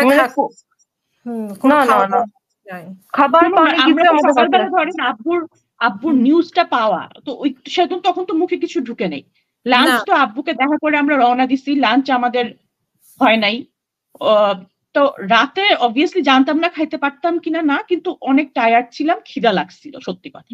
কিন্তু ওরা হচ্ছে আমাদের খাবার, মানে আমরা বাইরে থেকে যে খাবার নিয়ে যারা আসছে তাদেরকে আসতেই দেয় নাই আমাদের কাছে, তো আমাদেরকে খাবার দেওয়া হয় নাই, আমাদেরকে আমাদের জিনিসপত্র কিছু রাখা হয় নাই, এবং আমাদেরকে কোথাও বসতে দেওয়া হয় নাই। সো আব্বু, আমরা আর কি একটা প্লট কেনা ছিল মানিকগঞ্জে, সেখানে কিছুই নাই আমাদের, একটা মসজিদ ছাড়া। তো ওইটা এরকম না যে কোনো বাসা বা কিছু আছে, এটা একটা জাস্ট একটা মাডি ল্যান্ড। তো সেই মাডি ল্যান্ডে হালকা হালকা বৃষ্টি হচ্ছে, সেই মাডের মধ্যে আমরা মাটিতে বসেছিলাম, মানে আমার হাঁটু পর্যন্ত মাঠ, কাদা লাগা, আমার আর তাহেরা হাঁটু পর্যন্ত কাদা, শুধু কিছু কিছু ট্রি ট্রাঙ্ক ছিল, সেগুলোতে মুরব্বী যারা ছিল তারা ওই ট্রি ট্রাঙ্ক গুলাতে বসা হয়েছে, এবং অনেক বলে আমার আম্মু যেহেতু অসুস্থ মানুষ, আম্মু এবং আরেকজনের জন্য আমরা একটা মানে ওরা চেয়ারে বসা ছিল, বুঝছেন, সবাই চারপাশে চেয়ারে বসা ছিল, ওদের থেকে বলে ওরা চেয়ারে বসা, কিন্তু ওরা চারপাশে বসা, ইয়া করে বসা। তো ওদের থেকে বলে আমরা 2টা চেয়ার নিয়েছিলাম আম্মু এবং আরেকজন মুরব্বীর জন্য, বাকি আমরা সবাই এরকম, আমি একদম কাদার মধ্যেই বসা, আমার এখনো চোখে ভাসতেছে যে আমি হাঁটু পর্যন্ত কাদায় বসে আছি, এবং আব্বুর কবরটা এখানে। এভাবে করে আমাদেরকে 2 ঘন্টা বসায় আব্বুর জন্য ওয়েট করাইছে। তারপরে যখন দাফন হলো, এবং তার মধ্যে আমরা ওয়েটিং ও করতেছি যে হয়তো এখন একটু পর আব্বু তো আসতেছে, অ্যাম্বুলেন্সে 3টা অ্যাম্বুলেন্স আসছে, প্রথমটাতে আব্বু তো ভাইয়াও আসতেছে, এক্স্যাক্টলি কোন একটা গাড়িতে ভাইয়াও আসতেছে, ওটার জন্য ওয়েট করতেছি, এটাই। তো আব্বু যখন লাশ আসলে তখন যাবো বলো যে তোমার সাইন করতে চাচ্ছিল না। না দেখি তো এখন নিয়ে আসার পরে আম্মু বলতেছেন যে আপনারা এটা খুলেন, আমি ফেস দেখি, তারপর আমি সাইন করি। তো ওনারা বলতেছে না, কোনো ফেস দেখা যাবে না, কিছু দেখা যাবে না, আপনারা যা করার আমরা চলে গেলে করবেন, আপনাদের এখনই সাইন দিতে হবে। তো এটা নিয়ে পুলিশ ছিল নাকি মানে আর্মি ছিল নাকি? জেলার না, এটা হচ্ছে পুলিশ, জেলার এবং জেলের সাথে মানিকগঞ্জের ওইখানকার। জি যারা হ্যান্ড ওভার করতে আসছে জেলের পক্ষ থেকে, আব্বুর লাশ পরিবারকে হ্যান্ড ওভার করতে আসছে। তারপরে ওরা আম্মুর সাথে একটু হটটক হলো, কিন্তু পরবর্তীতে আম্মু আর তাকল আলালা মানসিক অবস্থা নাই, সে সাইন করে দিল, এবং ওনারা রেখে চলে গেল, ওনারা খুলে দেখালো না, সাথে সাথে চলে গেল। এরপরে আমরা নিজেরা ওনারা চলে গেছে, কিন্তু বাকি পুলিশরা তো আছে, ওরা লিটারালি আমাদের জাস্ট 20 মিনিটস দিছে আব্বুর লাশ দাফন করার জন্য, অনলি 20 মিনিটস। হ্যাঁ, এই 20 মিনিটস এর মধ্যে আমরা মানে জাস্ট আব্বুকে দেখা, আব্বুকে মানে সি অফ করা, তারপর তার জানাজা পড়ে তাকে, পুরো জিনিসটা 20 মিনিটস এর মধ্যে তারা দিচ্ছে। খুবই দ্রুত সবকিছু করা, মানে খুবই দ্রুত, ঝটপট, কোনো ইয়ে না একদম লাইক এটা তো আসলে কিছুই না এরকম। একটা বিষয়। এবং জানাজা পরে যখন দাফন হলো, দাফনের পরে আমরা একটু দোয়া করতেছি, তখনই তারা শুরু করছে যে হইছে আর ইয়া করেন না, এবং এরপরে আমাদেরকে বলছে যে 1 মুহূর্ত এখানে আর থাকতে দিব না। তখন আমাদের 3 মিনিট সময় দিছে গাড়ি থেকে উঠে চলে যাওয়ার জন্য, এলাকা লিভ করার জন্য 3 মিনিট সময় দেওয়া হয়েছে। এই তো খুবই অত্যাচার, মানে মানসিক সুতরাং আমরা কিন্তু সূর্য উঠার আগে, মানে আমরা যখন বাসায় ফিরতেছি রাস্তায় আমরা দেখতেছি যে ফজর হচ্ছে। এই মানে কি পরিমাণ, তার মধ্যে এর মধ্যে আপনার ভাই তো আর আসলো না। হ্যাঁ, এটাও তো আরেকটা মানে আমাদের একটা ছিল যে ঘড়ি, আপনাদের ব্যাগ ঘড়ি ফেরত দিল, তারপরে দাফন হওয়ার পরে ওগুলো গাড়িতে রেখে দিচ্ছে ওরা। জি, মানে ওরা কি করছে যে আমাদের গাড়ির মধ্যে এগুলো, আমরা গাড়িতে উঠে পরে দেখলাম যে একটা জায়গায় এভাবে সব ক্র্যাম করে। তার মানে আপনারা ওই দাফন টাফন মিলায়া 23 মিনিট আপনারা সময় পেয়েছেন, দাফন টাফন 20 মিনিট, আর আপনাদেরকে ফেরত আব্বুর লাশটা ল্যান্ড করার পরে, তার আগে 1-1.5 ঘন্টা আমরা নামাজ ওয়েট করতেছিলাম। আব্বুর লাশটা আসছে যখন অ্যাম্বুলেন্সে, তারপরে 23 মিনিট টাইম দিল আমাদের। 23 মিনিট টাইমে সবকিছু। জি। এর মধ্যে আপনার ভাই যে আর আসলো না, সেটা নিয়ে আর কোনো কিছু না? ভাই আর আসলোই না। তারপর থেকে ঘরে ফিরলাম আমরা, তারপরে আত্মীয় স্বজন আসলো, সবাই আসতে শুরু করলো। তারপর থেকে আমাদের দিন শুরু, ভাইয়া কবে ফিরবে, তারপর থেকে হলো আমাদের ছোট জিনিস বলি আপু, যেহেতু আপনি যেহেতু আপনি সোশ্যাল মিডিয়ার মানুষ আপু, একটা ছোট জিনিস বলি যে আমি আব্বুর সাথে দেখা করতে যাওয়ার আগে একটা স্ট্যাটাস দিয়েছিলাম, যেখানে আমি সেড যে আমরা এটাতে কোনো দুঃখ পোষণ করি না, বা আমরা এখানে কোনো রকম গিল্ট ফিল এর মধ্যে নাই, আমরা প্রাউড আমাদের আব্বুকে নিয়ে। এইটা বলার কারণে যখন আমরা তো তোর কাছে ফোন নাই, কিছু নাই, আমরা তো আব্বুর ওইখানে আসি, আমাদের নামে কেস অ্যারেস্ট ওয়ারেন্ট হয়, যে অ্যারেস্ট ওয়ারেন্ট হয়। কারণ হচ্ছে আমি এক্স্যাক্টলি জানি না কেসটা কি ছিল, বাট রাষ্ট্রদ্রোহ বা রাষ্ট্রের সাথে খারাপ বিহেভ, বা আমরা কেন প্রাউড ফিল করবো, আমাদের তো গিল্ট ফিল করার কথা, আমাদের তো কান্নাকাটি করার কথা, আমাদের তো মাফ চাওয়ার কথা জাতির কাছে, সেখানে আমরা এরকম একটা স্ট্যাটাস দিচ্ছি। এটা নিয়ে টক শো হয়েছিল, বাট কারা করছে আমি কিছুই জানি না, এগুলো পরবর্তীতে আমাকে আসার পরে সবাই বলছে। তো অ্যারেস্ট ওয়ারেন্ট হয়, যার কারণে আব্বু আসছে, আব্বুর সাথে আব্বুর এটা সবকিছু করে এসে আমরা বাসায় মনে হয় ঠান্ডাও হতে পারি নাই। এর মধ্যে যেহেতু আমি আগেই বললাম মিডিয়াতে ছিলাম আগে, তো আমার ফ্রেন্ডস ছিল, আমার কলিগস ছিল মিডিয়াতে, তারা বারবার আমাকে ফোন দেওয়া শুরু করলো যে সময় বাসায় থেকো না, যে কোনো সময় বাসায় রেড দিবে তোমাদের। তখন কিন্তু এর পরবর্তীতে এখন কোন বোন, মানে আসলে বোন মানে সব জায়গায় আসছে যে মীর কাসেমের মেয়ে স্ট্যাটাস দিচ্ছে, আর কোন মেয়ে আলাদা করে বলে নাই। তো কেসটা কার নামে হয়েছে এটা কেউ বলতে পারতেছে না। সুতরাং আম্মুকে একা রেখে, আমরা 3 বোন, আবার 3 বোন, কিন্তু বড় বোন আসতে পারে নাই, আমি আর আমার তাহেরাই ছিলাম তখন। তো আপনি ভাবেন একটা স্ট্যাটাসের জন্য আম্মুকে একা রেখে, তখন আম্মু তখন আসলে ইমোশনাল ভাবে এতটাই ভেঙে পড়ছে যে সে বলতেছিল যে আমি আর কোনো রিস্ক নিব না, আর কোনো আমার ছেলে মেয়েকে নিয়ে, তোরা চলে যা বাসা থেকে। সো এরকম একটা ভালনারেবল মোমেন্টে আম্মুকে একা রেখে আমি এবং আমার বোন প্রায় 1 সপ্তাহ পালাইছিলাম, না আম্মুর সাথে ফোনে কথা বলতে পারতেছি, না ফ্যামিলির সাথে ফোনে কথা। মানে একটা অত্যাচারের মধ্যে আপনারা দিন কাটিয়েছেন, যে একদিকে আপনার ভাই নেই, আরেকদিকে বাবাকে নিয়ে এরকম, হ্যাঁ, এটা একটা ট্রমার মধ্যে। তো আপনার বাবা যখন ফাঁসি, তার আগে উনি শেষ কি বলে গিয়েছিলেন আপনাদেরকে? বলো, আমি বলবো। আব্বু তো আসলে অনেক কিছু বলেছে। সবচেয়ে বড় কথা হচ্ছে যে সালাউদ্দিন কাদের সাহেবের যখন ফাঁসির রায় হয় তখনই আমরা বুঝতে পারি যে আসলে আব্বুরও তেমন কোনো সুযোগ নাই। তো উনি তখন থেকে রেডি হচ্ছিল মেন্টালি আর কি। এটা আমি বুঝতে পারি, কারণ হচ্ছে 3-4 মাস আগে সালাউদ্দিন কাদের সাহেবের ফাঁসি হয়ে গেছে তখন আর কি।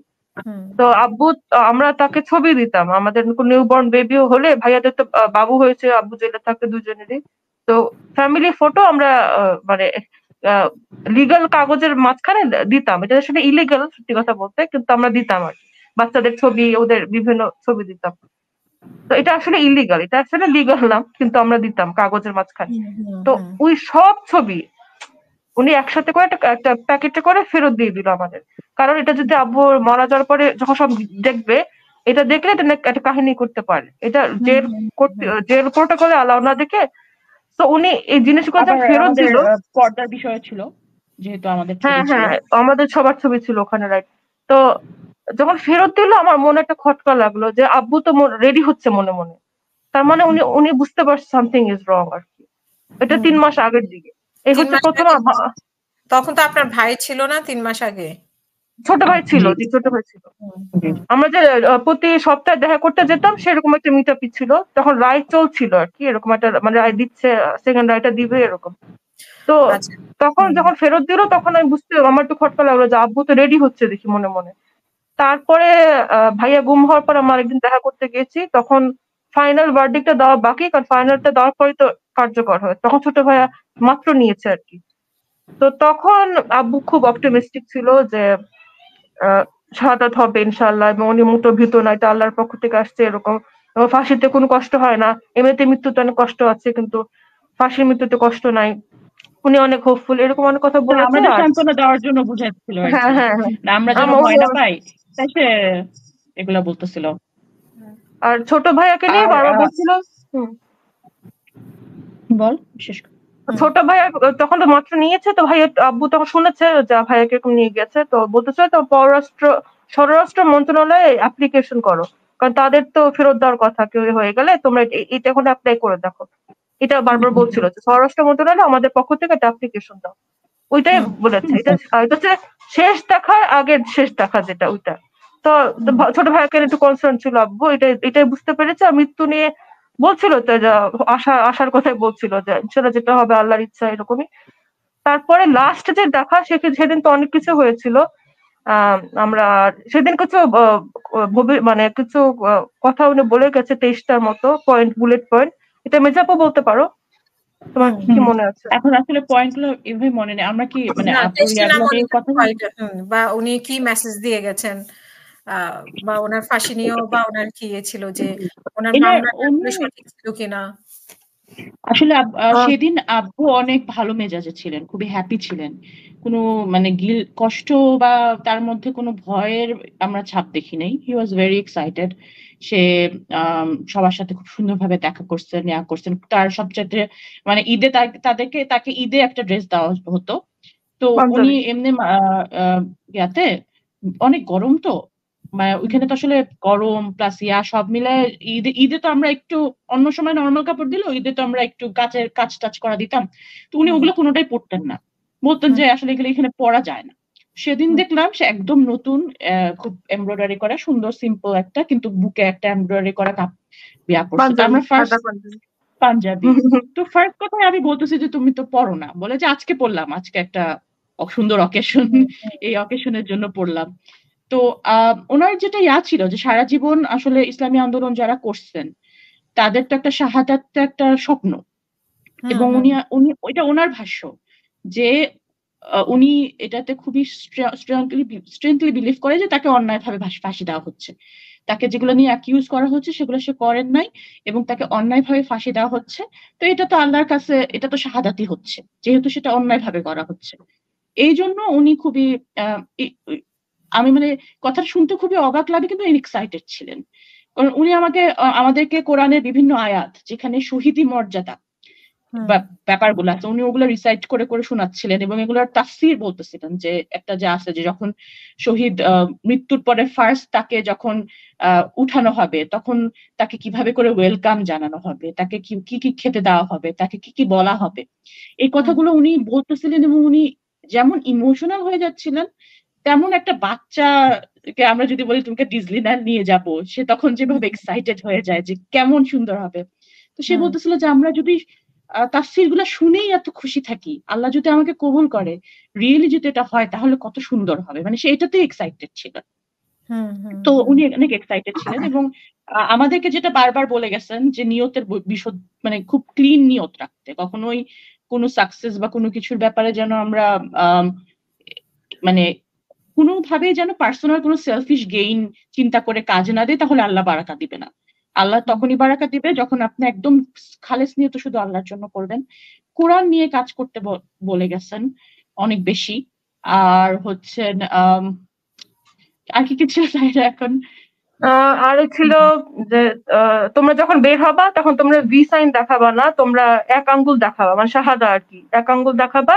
আর সবসময় মনে রাখবা এই কালেমার কথা বলার কারণে আমাদের ফাঁসি দেওয়া হচ্ছে, কারণ আমরা কালেমা স্টাবলিশ করতে চেয়েছি, এটার জন্যই আমাদের ফাঁসি দেওয়া হচ্ছে, আর কোনো রিজন নাই আমাদের।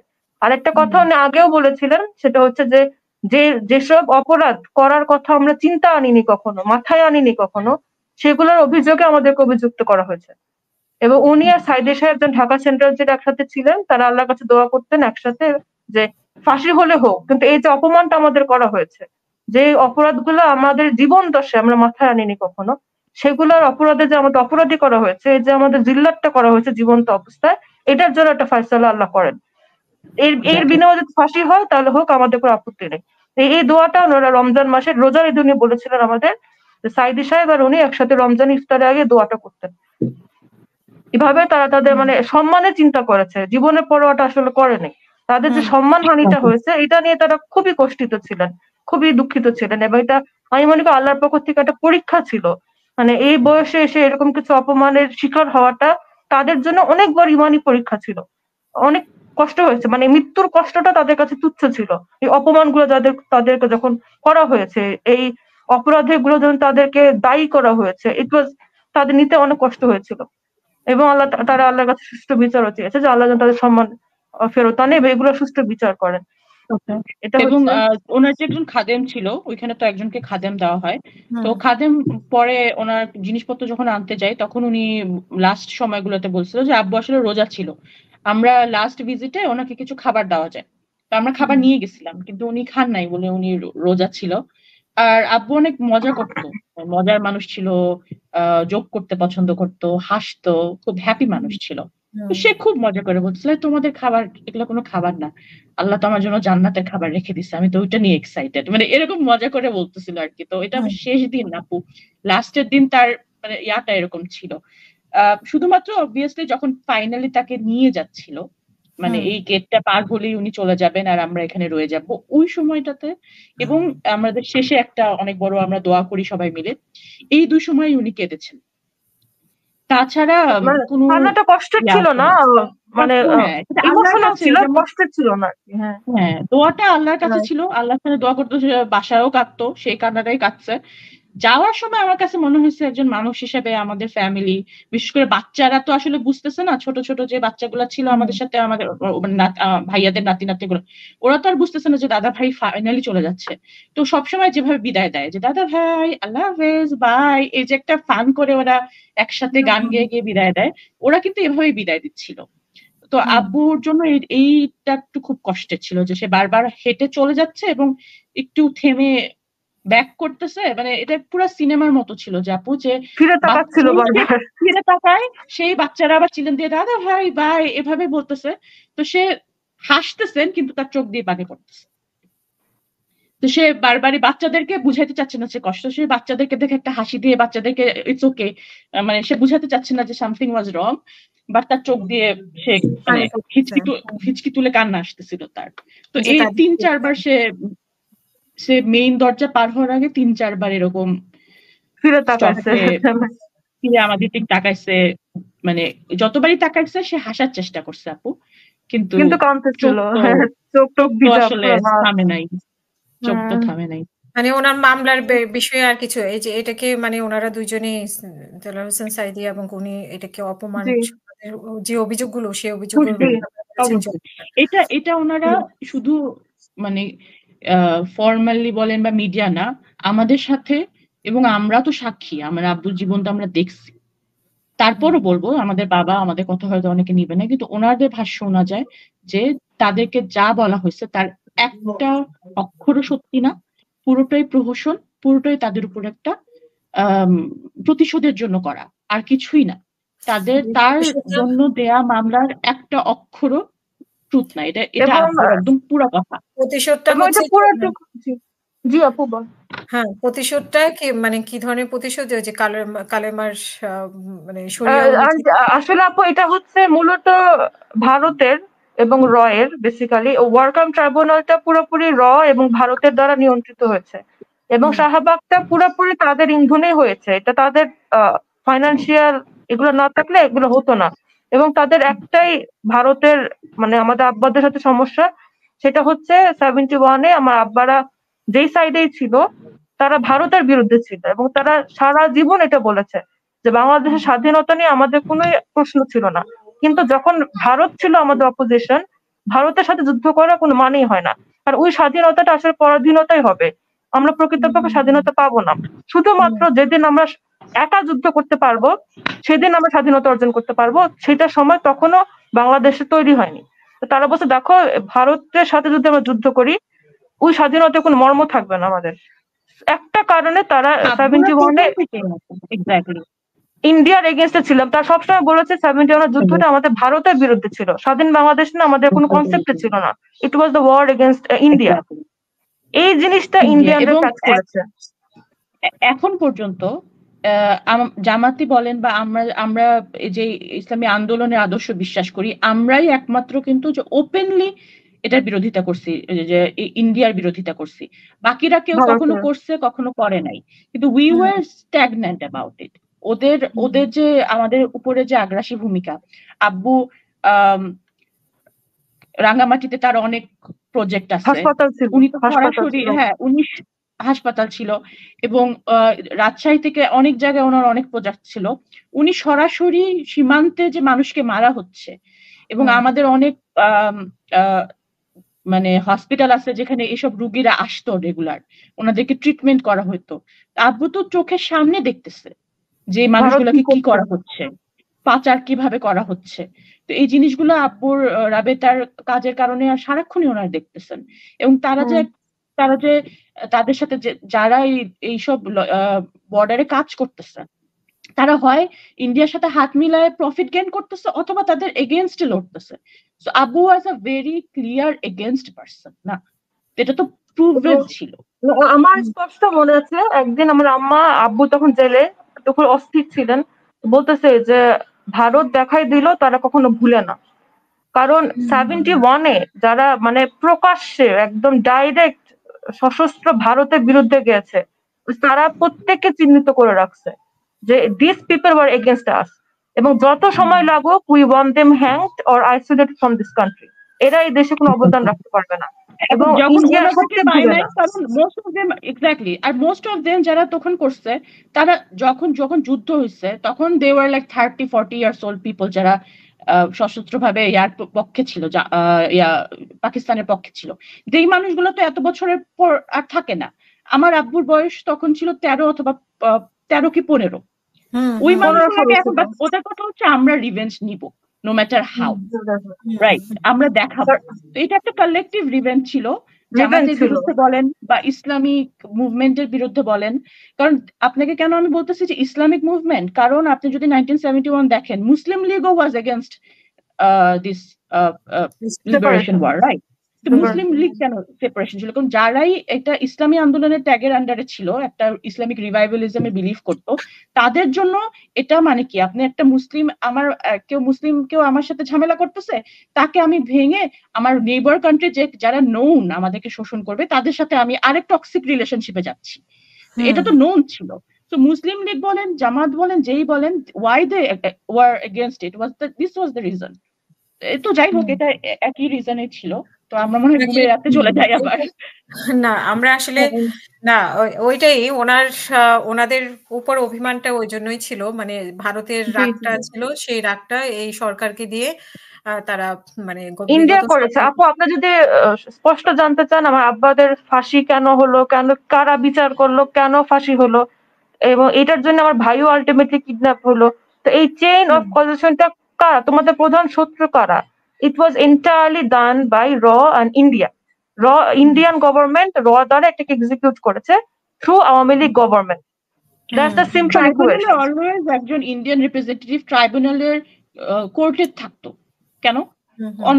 অন্য বাইরের, যেখানে অন্য কেউ থাকতে পারবে না, বাইরের কোনো ভিজিটার্স অ্যালাউড না, সেখানে প্রত্যেকটা ট্রাইব্যুনাল কোর্টে কেন ইন্ডিয়ান রিপ্রেজেন্টেটিভ থাকবে? মানে তাদের বাধা হয়ে দাঁড়াতো, এবং বাধা তারা 71 সালে যা হয়ে মানে তারা মনে রেখে দিয়েছে ওনাদেরকে। হ্যাঁ হ্যাঁ, একেবারে। তারা খুব একটা সুবিধা করতে পারতো না এই দেশে, এরকম এই বিষয়টা। এবং আমার ভাইয়ের বেলায়ও যখন আমরা কিছু জায়গায় আমাদের এরকম বলেছে যে আপনার ভাইদের কেসটা ইজ আ অপারেশন অফ র, বাংলাদেশিরা জাস্ট হেল্প করেছে, এটা বাংলাদেশের অপারেশন ছিল, ইটস অপারেশন অফ রয়ের অপারেশন ছিল, যেটাকে বাংলাদেশের গভর্নমেন্ট হেল্প করেছে এক্সিকিউট করতে। এটা ডাইরেক্ট র থেকে বলা হয়েছে, গোলাম আজম সাহেবের ছেলে, মীর কাসেম সাহেবের ছেলে, এদেরকে মানে যা হয়েছে এদের সাথে, কারণ তারা তাদের বাবাদের রিপ্রেজেন্ট করতে পারে। এক্স্যাক্টলি। এবং আয়নাঘরের আপনি বাকি অনেকের ইয়াতেই দেখবেন যে তারা যখন ইন্টারোগেট করেছে, দে ওয়ার সেইং যে আমরা বুঝতে পারতেছিলাম উনারা বাঙালি না যারা ইন্টারোগেট করতেছে। So I mean obviously finally একটা ট্রাইব্যুনাল গঠন হচ্ছে এবং তারাই ফাইনাল ভার্ডিক্ট দিবে আয়নাঘরের ব্যাপারে, বাট এটা এভিডেন্স বলতেছে। আয়নাঘরে উনি যখন ছিলেন তখন উনি কাউকে চিনতে পেরেছেন কিনা, বা এরকম রয়ের লোকজন নাকি বাংলাদেশের লোকজন ছিল ওনাদের আশেপাশে? কারণ 8 বছর তো অনেক সময়, 8 বছর তো 65 দিন ইয়ে করলে অনেক দিন।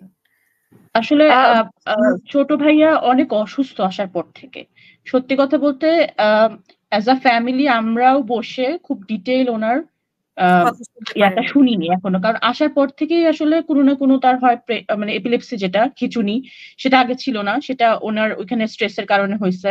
ওনার চোখের সার্জারি চলছে, 2টা চোখের পরপর সার্জারি চলছে, এবং আমরাও মনে করছি যে এখনই তাকে হয়তো মানে আমরা চাচ্ছি না যে ফ্লেয়ার আপ হোক, তাকে আমরা খুঁটিয়ে খুঁটিয়ে জিজ্ঞেস করে জিনিসটা ফ্লেয়ার আপ হোক। হ্যাঁ, ইন আ লং রান অবশ্যই উইটনেস দেওয়া থেকে শুরু করে সবকিছু ওনার হবে, কিন্তু আমরা ফ্যামিলিরা এখন ইচ্ছা করেই তার উন্ডটাকে ইয়া করতেছে না। তো সত্যি কথা যে খুব ডিটেইল আমরা খুব বেশি কিছু জানি না, খুব আমরা জিজ্ঞেস করি না। সে ছোট ছোট করে যেগুলো বলে সেগুলোর মধ্যে এগুলো এখনো কিছু বলে নাই। সে আসলে ছোট ছোট করে কিভাবে সে কষ্ট পাইছে, শারীরিক কষ্টগুলা, বা আমাদের কিভাবে মনে করতো, এগুলাই বলে। এখনো খুব ডিটেইল আসলে জানা হয়নি। আরেকটা যেটা বিষয়ের সাথে চিলিং, যেটা আমি বিশ্বাস করি নাই, সেটা হচ্ছে 24/7 হাতে ইয়া করা, হ্যান্ডকাফস পরানো আর চোখ বাঁধা দিনের বেলা সামনে, জায়গায় যে এবং পিছে, দিনে রাতের বেলা এবং পিছে 24/7 চোখ বাঁধা আর হাত বাঁধা ছিল। এবং 8 বছর।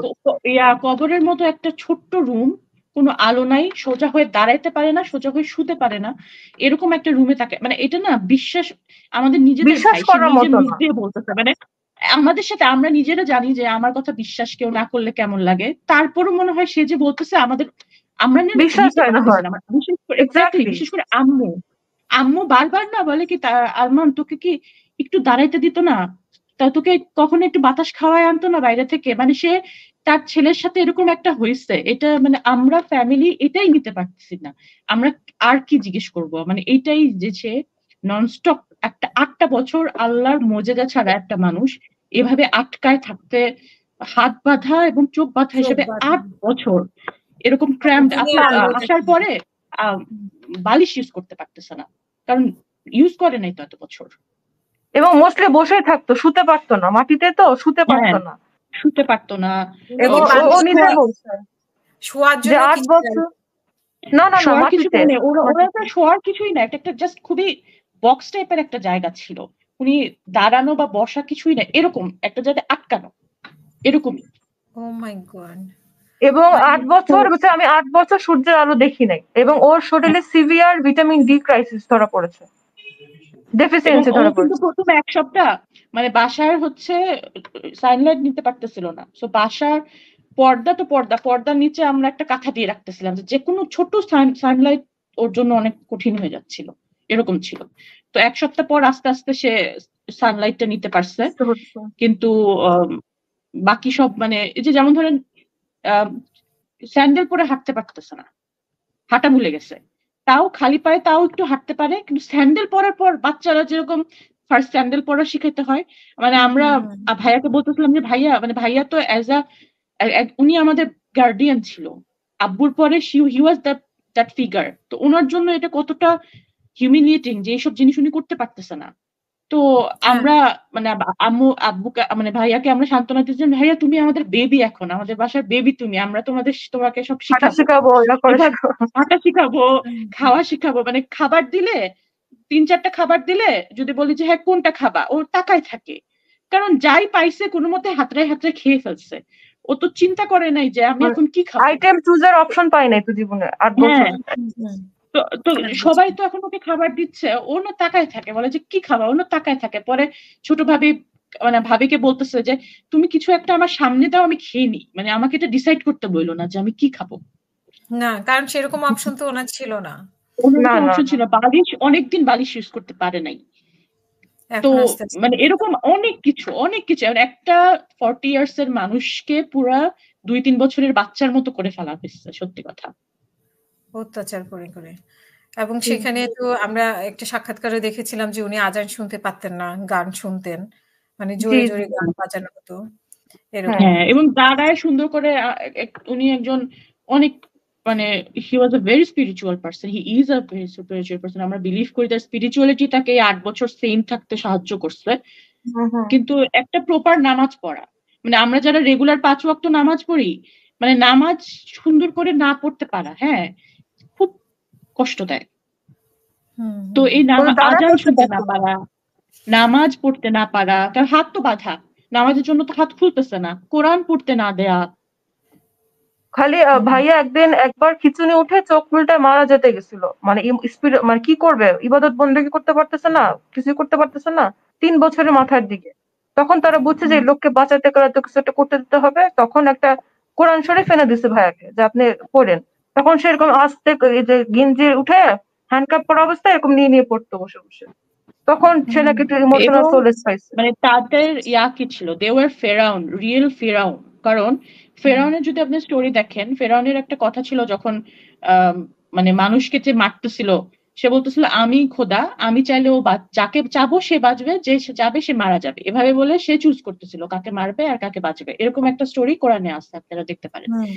তো এইখানে যদি এটা আজমি সাহেবকেও বলছেন আপনারা দেখবেন, এবং ওনাকেও, যে যদি খুব খারাপ অবস্থা থাকে, যে প্যানিকেই এখন হার্ট অ্যাটাক করে মরে যাব, তখন কিন্তু তাকে সাথে সাথে সব রকমের ওষুধ টষুধ দিয়ে সুস্থ করা ফেলা হয়।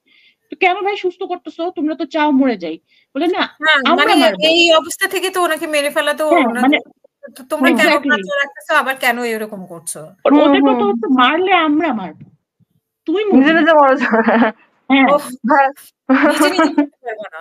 না না হ্যাঁ, না আমরা মারবো, ডিসিশন আমরা নিব, তুমি কখন মরবা, মানে মারলে আমরা মারবো, তোমাকে মরতে দিব না ন্যাচারাল। হ্যাঁ নিজে নিজে ভাইয়া যে শব্দটা বলতো কয়েকবারই বলছে যে বাঁচতে ঠিক মতো বাঁচতেও দিবে না, ঠিক মতো মরতেও দিবে না, ঠিক মাঝখানে রাখবে। এবং এটা ভাইয়াটা কয়েকবারই বলেছে যে এটা ওদের ইয়া ছিল না, ঠিক মতো বাঁচতে দিবে না, ঠিক মতো মরতে দিবে। কারণ যখনই মৃত্যু সজ্জায় চলে যেত ভাইয়া অসুস্থ হয়ে, তখন এটা চিকিৎসা দিয়ে ওকে বাঁচা উঠাইতো, আবার এতখানি দিত না যে সুস্থ হয়ে যাবে পুরোপুরি। তো এটার জন্য ভাইয়া বলতো না ঠিক মতো বাঁচতে দিয়েছে, না ঠিক মতো মরতে দিয়েছে। তো এই ৮ বছর আপনাদের পরিবার কেমন কাটালো? মানে এই যে দুঃসহ দুটো ঘটনা, একটা তো মানে চলে গেল, ঠিক আছে, ওনার যাওয়াটা আপনারা চোখে দেখেছেন, কিন্তু আরেকজন কোথায় আছে, কিভাবে আছে, আপনারা কিছু জানেন না। তো না না এই যে দুঃসময়, এবং আপনাদের উপর নিশ্চয়ই যে চারদিক থেকে আরো কিছু চাপও ছিল, যেটা আপনারা বলছেন যে মামলার একটা ভয় ছিল, আপনারা লুকিয়েছিলেন, এরকম তো ৮টা বছর, একটা দিন না, জি ৮টা বছর আপনাদের পরিবার কেমন ছিল? এবং আপনার আব্বাকে যখন কবর দেওয়া হয়, তখন ওনার সাথে যারা রাজনীতি করেছেন তারা তারা কিরকম সহযোগিতা করেছে, বা এর পরে ওনাদের কিরকম অবস্থা ছিল? যারাদের তো ফাঁসি হয়েছে হয়েছে, বা যারা জীবিত ছিলেন আর কি। আমি বলবো জি, একটা কথা বলে রাখি, যখন ভাইয়া বা এই কেসটা হয়েছে, তাহের আর তখনও বিয়ে হয় নাই, যার কারণে ও একদম বাসায় ছিল। আমার তো তখন আমি অলরেডি ম্যারিড, যার কারণে মানে আমার হচ্ছে অন এন্ড অফ মানসিক একটা ব্যাপার থাকেই, বাবা চলে যাওয়া বা ভাই না থাকার, কিন্তু একদম মানে ওই ফ্যামিলিতে থেকে এক্সপিরিয়েন্সটা করা। সো তাহেরা, তুমি স্টার্ট করো।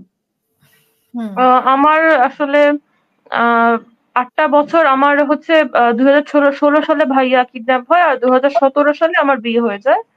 17 সালে আমি ইস্তানবুল চলে আসি আর কি। তো এর ভিতরে আম্মুদের সাথে আমি কিছু জায়গায় যে চিঠি পাঠাতে যাই, আর প্রথম 2 বছর আমরা খুব অপটিমিস্টিক ছিলাম যে এই ছেড়ে দিবে, এই ছেড়ে দিবে, এরকম একটা আশায় ছিলাম। তো আশায় যখন ছিলাম সময়টা অত কঠিন ছিল না যে ছাড়বে ছাড়বে, একটু প্রসিডিওরের জন্য আটকায় আছে, ছেড়ে দিবে ছেড়ে দিবে। তো প্রথম 2 বছর বা 3 বছর এভাবে আশায় দিন কেটেছে। তো আহ আহ, অনেক ফেক আশাটা কি নিউজ এরকম আসছে। ছিল না যে আমাদেরকে হয়তো বিভিন্ন জন বলতেছে যে এই 26শে মার্চের পর ছেড়ে দিবে, এই ষোলোই হ্যাঁ হ্যাঁ ডিসেম্বরের হ্যাঁ পরে ছেড়ে দিবে, এই 21শে। তো আমাদের কি ছিল, ইনস্টলমেন্টে জীবন পার হইতো। তো ধরেন এখন মার্চ, আমাদেরকে বলতেছে, বা আমাদের এখন জুলাই, বলতেছে যে 16ই ডিসেম্বর। তো আমাদের লাইফ তখন ছিল যে ডিসেম্বর পর্যন্ত কোনো মতো সার্ভাইভ করি, ডিসেম্বরই তো চলে আসতেছে ভাইয়া। তো লাইফটা প্রথম 3 বছর এরকমই কাটছে আসলে। তারপরে ধরেন একটা ফেক নিউজ আসছে যেরকম সিএমএইচ এ আরমান ভাইয়ের মতো একটা ছেলেকে দেখছি, আপনারা এখন সিএমএইচ এ লোক পাঠান বা আপনারা যান। কে একটা আত্মীয় ফোন দিয়ে বললো, এই আম্মার আম্মা পাগল হয়ে আমাদের খালাতো ফুফাতো ভাইদের পাঠালো সিএমএইচ এ, যে মনে হয় আরমানকে ওখানে ছেড়ে গেছে। এরকম কয়েকবার আমাদের ফেক নিউজ আমাদের কানে আসছে। এটা খুবই ট্রমাটাইজিং ছিল। মানে এটা তারপরে হচ্ছে উদ্দেশ্যপ্রণীত ভাবে আপনাদের কাছে পাঠানো, মানে এটাও এটা প্ল্যান। যে কি আমরা জানি না, নাকি এটা আল্লাহ জানে, কারণ ভাইয়া বসে আমাকে কখনো হসপিটালে নেয়নি, তাহলে এগুলো কোত্থেকে আসছে? ভাইয়াকে কখনো নেয়নি হসপিটালে, এগুলো আচ্ছা, ফেক ছিল, ফেক এগুলো ছিল। পুরোপুরি ফেক। জি জি জি ফেক ছিল।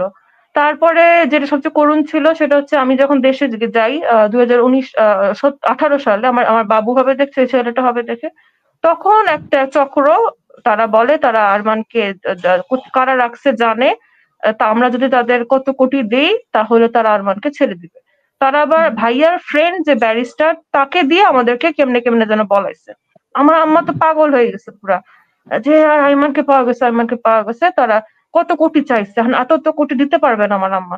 সে আমার আব্বার পার্টনারদেরকে যে হাত পা ধরে বাকি রাখছে খালি, যে আমার ছেলেকে পাওয়া গেছে, আপনারা দয়া করে এই অ্যামাউন্টটা দেন।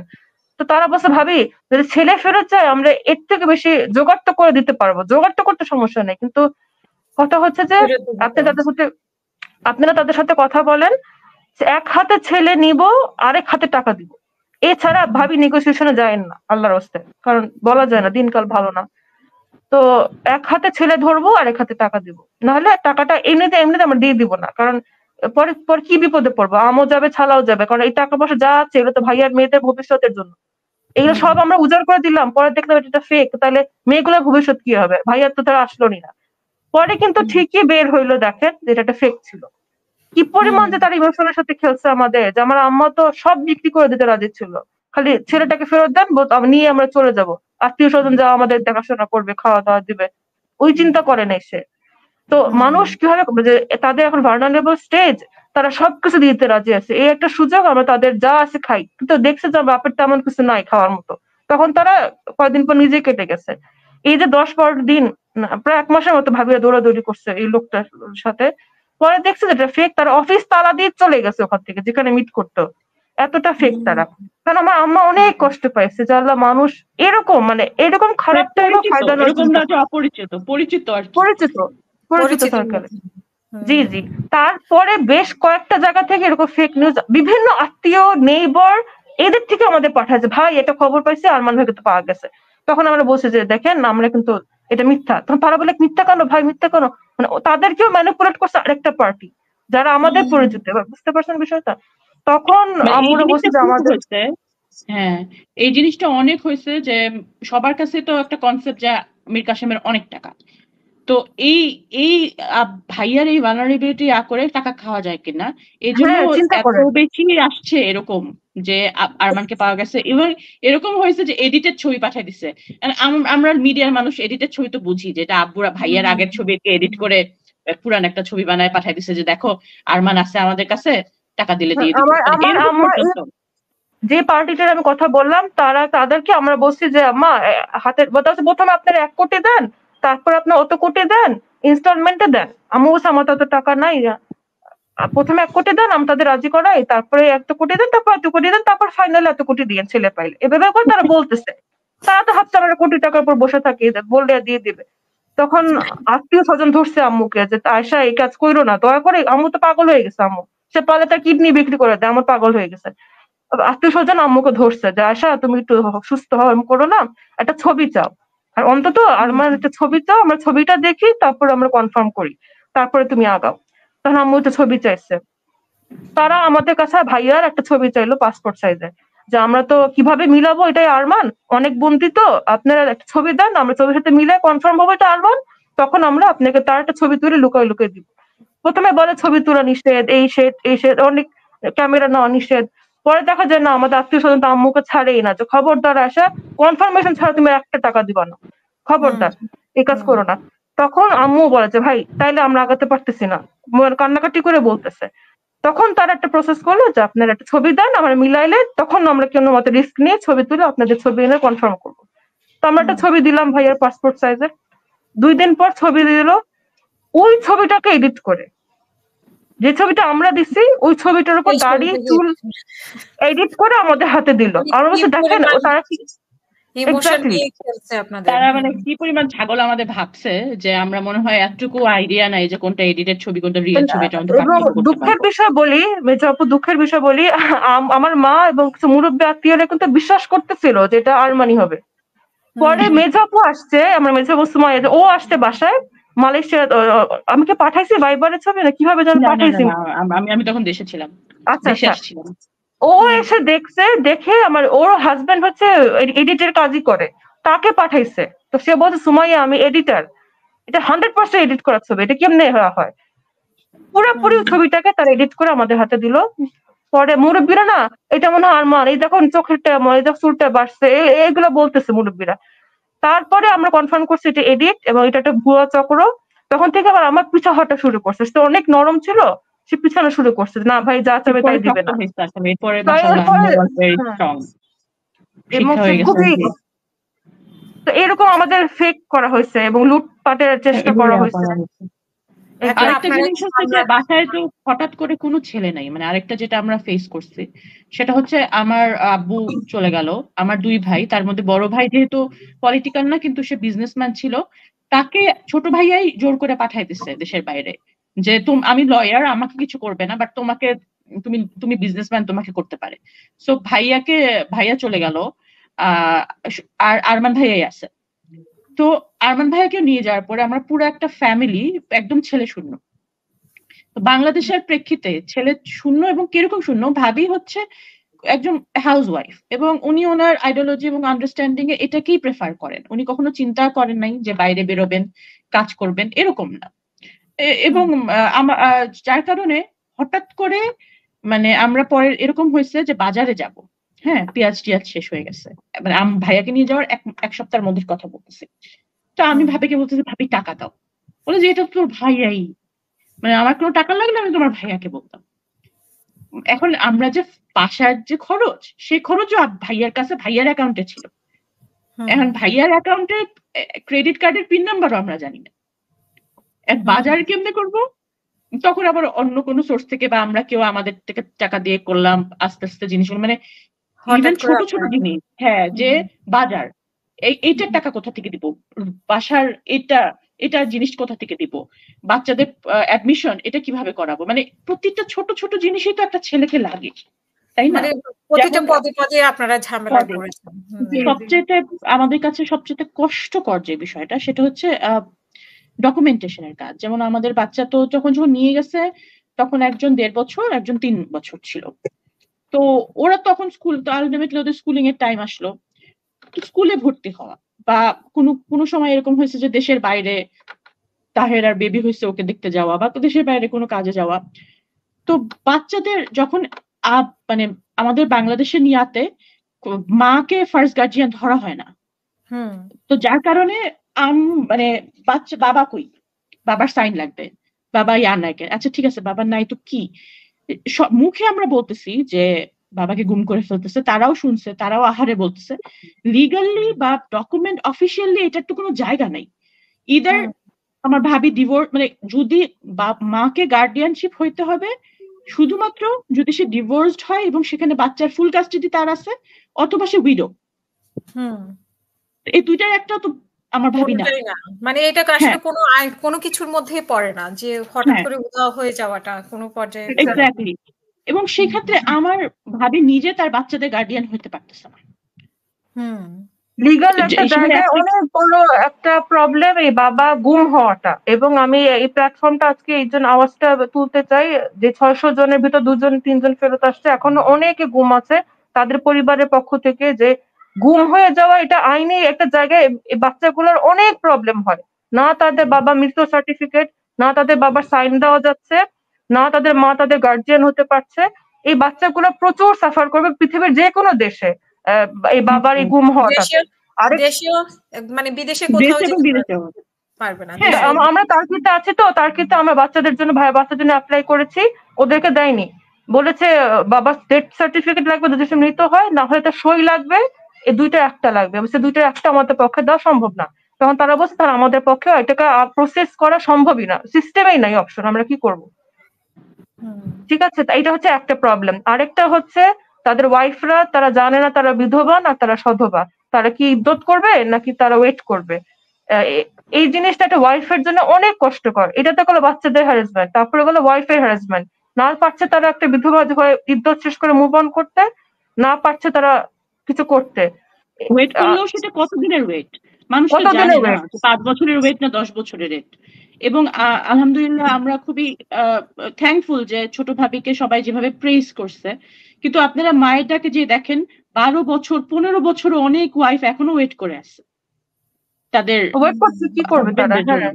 হ্যাঁ তারা কিন্তু এখনো ওয়েট করতেছে, জানেও না আসলে বেঁচে আছে কি মরে গেছে। এক্স্যাক্টলি। এবার আপনি ভাবলেন যে এই বছর আমি একটা বিয়ে করি বা মুভ অন করি, সাথে সাথে মনে হয় আল্লাহ যদি চলে আসে, আচ্ছা ও যদি চলে আসে তখন আমি কি করব? এই যে একটা দোটানায় থাকা, এটা কি পরিমাণ কঠিন একটা অবস্থা। তারপরে যখন মায়ের ডাকে লাস্ট সম্মেলন হলো, আমার ছোট ভাবি গিয়েছে, সে প্রথম আমি ছোট ভাবিকে ফোন দিয়ে বলেছি, ভাবি যে আল্লাহর কাছে শুকর আদায় করো আজকের দিনটার পর থেকে। কারণ আমি ভাবতাম কি আমাদের মতো দুঃখী মানুষ আর পৃথিবীতে নাই, আমার আব্বা মারা গেলেন এভাবে, ভাইয়া হারাই গেল, আমি না প্রায় বলতাম যে আমাদের মতো দুঃখী মানুষ মনে হয় পৃথিবীতে নাই। পরে যখন মায়ের ডাকে গেলাম আর কিছু মহিলার কথা শুনলাম, তারা বলছে যে আমার একমাত্র কর্মক্ষম ছিল আমার হাজবেন্ড, উনি যখন চলে গেছে আমি নিজে কাজ করে খাই এবং আমি 2টা বাচ্চাকে পারি। মানুষকে যখন জিজ্ঞেস করে হাজবেন্ডের কথা, আমি তাদেরকে মিথ্যা বলি যে আমার হাজবেন্ড বিদেশে আছে, কারণ আমাদের সমাজে একটা ইয়াং একটা মেয়ে হাজবেন্ড ছাড়াকে কেউ ভালো চোখে দেখে না। ঠিক আছে, এবং সে যদি অনিরাপদ একটা লাইফ লিড করে যেখানে তাদের প্রোটেক্ট করার কেউ নাই, বুঝছে, আমি মানুষকে মিথ্যা বলি, আমি সেলাই করে বাচ্চাদেরকে চালে, আমাকে দেখাশোনার কেউ নাই। গুম হওয়া অনেক ফ্যামিলির, এবং কিছু ক্ষেত্রে কিন্তু ভাবিরও একদম নতুন একটা জায়গায় কোনো একটা কাজে তাকে যেতে হয়েছে, এবং এরকম হুট করে তো সবাইকে, বাংলাদেশে তো ওই সিচুয়েশন ছিল না না, যে আপনি বলে দিবেন গুম আর সবাই আপনাকে সহানুভূতি দেখাবে। তো যার এটা কারণে তো এস্টাবলিশ হইতে অনেক গুম বিষয়টা এস্টাবলিশ হইতেও তো কয়েক বছর লেগেছে। মানে হ্যাঁ, ২-৩ জি, বছর অনেক আমরা জানি ক্ষেত্রে যে গুম আপু হইছে। এক্স্যাক্টলি। সো অনেক ক্ষেত্রে ইভেন ভাবির কম করা লাগছে, কিন্তু আরো অনেকে আমরা জানছি যে জামাই বিদেশে থাকে। এটা বলাই মিথ্যা এখন বলতে তাদের হচ্ছে। জন্য সবচেয়ে সেফ অপশন। জি, জি। হুম, হুম, হুম। খুবই দুঃখজনক। আর আরেকটা মনে আছে, আমি এটা বলতে চাই যে একজন বৃদ্ধ লোক আসছিল মায়ের ডাকে। উনি বলতেছে যে আমি মুক্তিযোদ্ধা ছিলাম, আমি দেশ স্বাধীন করেছি, আমার ছেলেকে নিয়ে যাওয়া হয়েছে, দয়া করে আমার ছেলে, যদি আমি ভালো কিছু করে থাকি আমার ছেলেটাকে আপনারা ছেড়ে দেন। সেই দিন আমার অনেক খারাপ লেগেছে যে আমাদের বিরুদ্ধে তো অনেক অভিযোগ আছে, আমার ভাইকে নিয়েছে, রিজন আছে, এদের রিজন কি? একজন মুক্তিযোদ্ধার ছেলে বা একজন গরিবের ছেলে। সেদিন মায়ের ডাকে সেখানে যাওয়ার পরে আরো 400 কতজন পরিবারকে দেখার পরে আমি খুবই অবাক হয়েছি যে এটা তো কোনো আমাদের ব্যক্তিগত সমস্যা নয়, আর এটা তো একটা ন্যাশনাল ইস্যু, ন্যাশনাল ক্রাইসিস, এবং এখনো অনেকে ফিরে আসে নাই। এটা বাকিদের জীবিত আছে কিনা আমরা জানি না, তবে অবশ্যই তাদের কোথায় আছে, কোথায় ফেলেছে, এগুলোর জানার অধিকার পরিবারের আছে। আর আপনারা যারা গণমাধ্যমে আছেন, এই প্ল্যাটফর্ম গুলো অবশ্যই এই আওয়াজগুলো তোলা উচিত, তাদের পরিবারের হক এগুলা। ফ্যামিলি যে নিডস অন্তত ক্লোজার আপু, ক্লোজার এক্স্যাক্টলি। না হলে একটা ফ্যামিলি যে আমি এটা কত বড় কষ্টের। আমি মায়ের ডাকে যিনি আছেন ওনার সাথে আমি অনেকদিনই কথা বলেছি যে গুমের পরিবার আরো ১-২ বছর থেকেই আমি বলে আসছি। অনেকেই আমার এখানে এসে কথা বলেছে। বাট ওনাকে আমি বলেছি যে আপনি যদি কোনো ভিকটিম কথা বলতে চায় বা আওয়াজ তুলতে চায় তাহলে আপনি বলেন, আমরা ইয়ে করব। তো উনি আচ্ছা, পরে আচ্ছা। বলেছেন যে অনেকে চায় না। আরকি যদি আরো হ্যাঁ, খারাপ কিছু হয়, আরো যদি খারাপ কিছু হয় কথা বলতে গিয়ে। মানে জি, এখন জি, তো তা তো পরিস্থিতি অবশ্যই। ভিন্ন, এখন পরিবেশ ভিন্ন। কিন্তু তখন তো কোনো রিয়ালিটি, তখন তো পসিবলই ছিল না। সানজিদা তখনকার আপু, বিষয়টা বলেছে যদি ওরা ভয় পায় সরকারকে যদি আরো খারাপ কিছু করে। জি, জি, আমাদের কিন্তু ফ্যামিলিদেরকে বারবার বলা হচ্ছিল কিছু বইলো না, কোনো স্ট্যাটাস দিও না, মানে তোমার যে একটা ভাই আছে এটা বইলই না, দরকার নাই। মানে তখন তো এখনকার আমার পরিবেশ তো ভিন্ন যে এখন প্রথম বলতে 4 বছর। তখনের কথা। এবার এরকমও হয়েছে যে মানে আহ, তোমার ভাবিকে না বইলো না সবাইকে, কারণ কি আমাদেরকে বলা হয়তো কি ঠিক আছে তোমার ভাই চলে গেছে, এটা একটা দেখা যাবে তোমার আম্মু তোমার ভাই ভাবিকেও নিয়ে গেছে, আর মেয়েদেরকে উঠায় নিয়ে গেলে জিনিসটা আরো খারাপ। এরকম করে আমাদের কিন্তু আমরা যখন বিশেষ করে আমি যখন অনলাইনে কাজ করতেছিলাম, ইন্টারন্যাশনাল মিডিয়া গুলাতে বারবার আমরা করতেছি, ইউএন জেনেভা এদের সাথে আমরা বারবার কানেকশন করতেছি, আমাদেরই বাংলাদেশের মানুষ, নর্মাল মানুষই প্রতিবার স্ট্যাটাস দিলে, ইনবক্সে বলেন, দেখা হইলে যে থাক এখন তুমি এরকম করতেছো, এখন তো পরে যদি তোমার মা ভাবিকে নিয়ে যায় এটা তো আরো ভয়ঙ্কর হবে। তো বুঝেন আর এই এই যে একটা সারাক্ষণ একটা কষ্টিয়া দেওয়া, বা আমি আর বাংলাদেশে আমাকে গেলে যেটা বলতো, হ্যাঁ যে তোমরা যদি বেশি আওয়াজ করো, যদি আরমানকে ভিতরে ওরা কিছু করে, তো আরমানের সেফটির জন্য তোমরা একটু ভোকাল কম হও। তো লোকাল কম প্রথম হয়, মানে 4-5 না বছর আপনি বলতে পারবো। আমাদের, জি, জি, প্রথম 4-5 বছর তো আমরা পুরাই চুপ ছিলাম, কারণ আমাদের বলেছে যে তোমরা এমন কিছু যদি করো আরমানকে ওরা ভিতরে ক্ষতি করতে পারে। তো হ্যাঁ এই লয়াররা বলতে, এগুলো এবং ভাইয়ের দেশেও কলিগরা লয়াররা। অনেকবার এরকম হয়েছে যে আম, মানে মিডিয়াতে বা অনলাইন সোশ্যাল মিডিয়াতে আমি ফেস ফেস ইয়াতে বেশি আসছি বা ভোকাল বেশি ছিলাম, যার কারণে দেশে যাওয়াতে আমি কিন্তু এরকম অনেকবার হয়েছে যে আই আই ক্লিয়ারলি স যে আমাকে ফলো করা হচ্ছে। তো দেশে বের হওয়া বা দেশে থাকা, এবং অনেকবার এরকম হয়েছে, তাহেরা সাক্ষী, ও এরকম সেন্সিটিভ টাইমে আমরা বাসায় থাকতে মানে বাংলাদেশে গেছি কিন্তু বাসায় থাকতে পারতেছি না, হুট করে মনে হইলো যে মানে ইয়া ফলো করতেছে, করে তাড়াতাড়ি মুভ অন করে বেরোয় যাওয়া, অন্য কোথাও একটা এরকম, হোটেলে উঠে বা এটা ইয়াতে উঠে থাকা। ছোট ভাবির বেলা এরকম হয়েছিল। ও বসুন্ধরা এরিয়াতে একটা কাউন্সিলিং করতো, সাইকোলজিক্যাল কাউন্সিলিং করতো। ওরা কয়দিন পর বলেছে কি আপু আপনি যখনই গাড়ি এসে নেমে চলে যায় একটা গাড়ি আপনাদেরকে ফলো করে। তো তারা তো জানে আমার ভাবির হিস্ট্রি, তারা বলেছে যে আপনি এখানে আর আইসেন না। তারা আরেকজন কাউন্সিলরকে রেকমেন্ড করে, বলছে আপু আপনি দয়া করে আইসেন না, আমাদের এরিয়াটা তারা মার্ক হয়ে যাবে।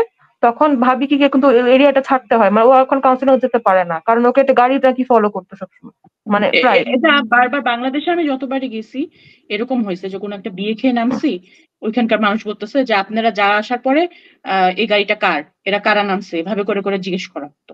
তো দেশে গিয়ে কখনো এরকম মানে একটা ফ্রিলি নর্মালি চলাফেরা হাঁটা, হ্যাঁ হাঁটা বা নর্মালি থাকা, এটা আমাদের জন্য পসিবল থাকতো না কখনো। হুম, হুম।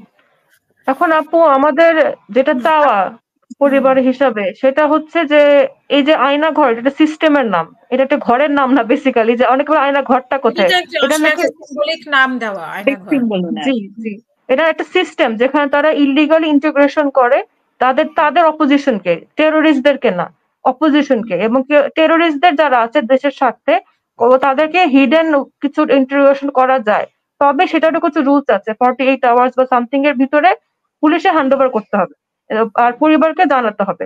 এটা ছাড়া কোনো রকম ইন্টারোগেশন 48 আওয়ার্স এর পরে এটা এরকম একটা নিয়ম আছে, করা যাবে না, এটা ইলিগাল। তো এই যে তারা বিভিন্ন গুপ্ত ঘর অফিসের নিচে বানিয়ে রেখেছে, আর এত মানুষকে তারা হয়তো হত্যা করেছে বা লুকিয়ে রেখেছে, এটার একটা অবশ্যই আইন করে, গুমের বিরুদ্ধে একটা আইন করে এটা বিচার করা উচিত, এবং ফার্দার যেন বাংলাদেশে এটা আমরা না ফেস করি, এটার জন্য আমাদের মানে জোর দাবি জানাচ্ছে আর কি। এবং যে ফ্যামিলি গুলো এখনো জানে না, দে নিড ক্লোজার, ইনফর্ম করেন প্রত্যেকটা মানুষ। আমরা শিওর যে যাদেরকে নেওয়া হয়েছে এগুলোর অবশ্যই কোথাও না কোথাও, যেহেতু এটা মানে আমরা অবশ্যই বুঝতে পারতেছি যে আইনের বাইরে ছিল, কিন্তু ল এজেন্সি বিশেষ করে ডিজিএফআই হু আর আর্মি পিপল তারাই করছেন। সো তাদের কাছে অবশ্যই রেকর্ড আছে সবকিছুরই, তাদেরকে আনা হয়েছে, কবে আনা হয়েছে এবং তাদেরকে কি করা হয়েছে। I am pretty sure they have the record and we want that. Colonel Naser যিনি ওখানে আয়নাঘরে বন্দী ছিলেন, উনি তো নিজেই আয়নাঘরে যে ডকুমেন্টটা আমরা থ্রুতে জেনেছি সেখানে সাক্ষী দিয়েছে যে পুরো সেলটা উনি চিনেছে, পুরো প্রসিডিউরটা সাক্ষী উনি। হাসিন ভাই তো পুরোটাই বর্ণনা জি জি এক্স্যাক্টলি। এই ডকুমেন্ট আছে, আমাদের ডকুমেন্টটা দরকার। এই মানুষগুলো 15 বছর 20 বছর যাবত ওয়েট করতেছে, তাদের ক্লোজার দরকার, এবং এটা কোনো ছোট ব্যাপার না, এটা পুরো একটা মানে কয়েকটা জেনারেশনকে নষ্ট করে দেওয়ার মতো একটা ব্যাপার। তো এই ক্লোজারটা আমার কাছে মনে হয় যে এখনকার তত্ত্বাবধায়ক সরকার প্লাস যারা ওয়ার ক্রাইম ট্রাইব্যুনাল বা যারাই এটা নিয়ে কাজ করতেছে, যতটুকুই কাজ করতেছে, তারা বিচার করবে। কিন্তু আমরা জানি বাংলাদেশের বিচার অনেক লেন্দি প্রসেস, কয়েক বছরের প্রসেস, কিন্তু immediately we need the closure and information about those people.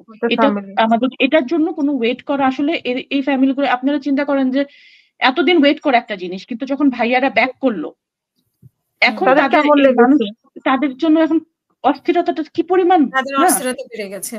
হ্যাঁ, সুতরাং তাদের কাছে এই মানবিক দিক থেকে চিন্তা করে হলেও আপনারা এই জিনিসটা ক্লোজারটা দেন। জি জি জি। এবং আমার মনে আছে আপু, শেষ কথা বলি একটা, যে আমি বিভিন্ন জায়গায় তো ভাইয়ার জন্য নক করতাম, যে আমার যে কিছু সাংবাদিক আছে যে ভাইয়ার কথা যদি কখনো কোথাও পান, আমাকে 8 বছরের ভিতরে আর কি, যে আমাকে একটু জানায়েন যদি আমার ভাইয়ের কোনো খবর পান। শেষের দিকে আপু আমি খালি বলতাম যে যদি আমার ভাইয়ের কিছু হয় দয়া করে নিউজটা একটু আমাদের জানায়েন, তাহলে কি হবে আমাদের ক্লোজার পেতে এবং মুভ অন করতে সুবিধা হবে। যদি কখন আপনাদের কানে আসে যে ভাই আর নাই, দয়া করে এই নিউজটা আমাদের কিছু দিয়েন।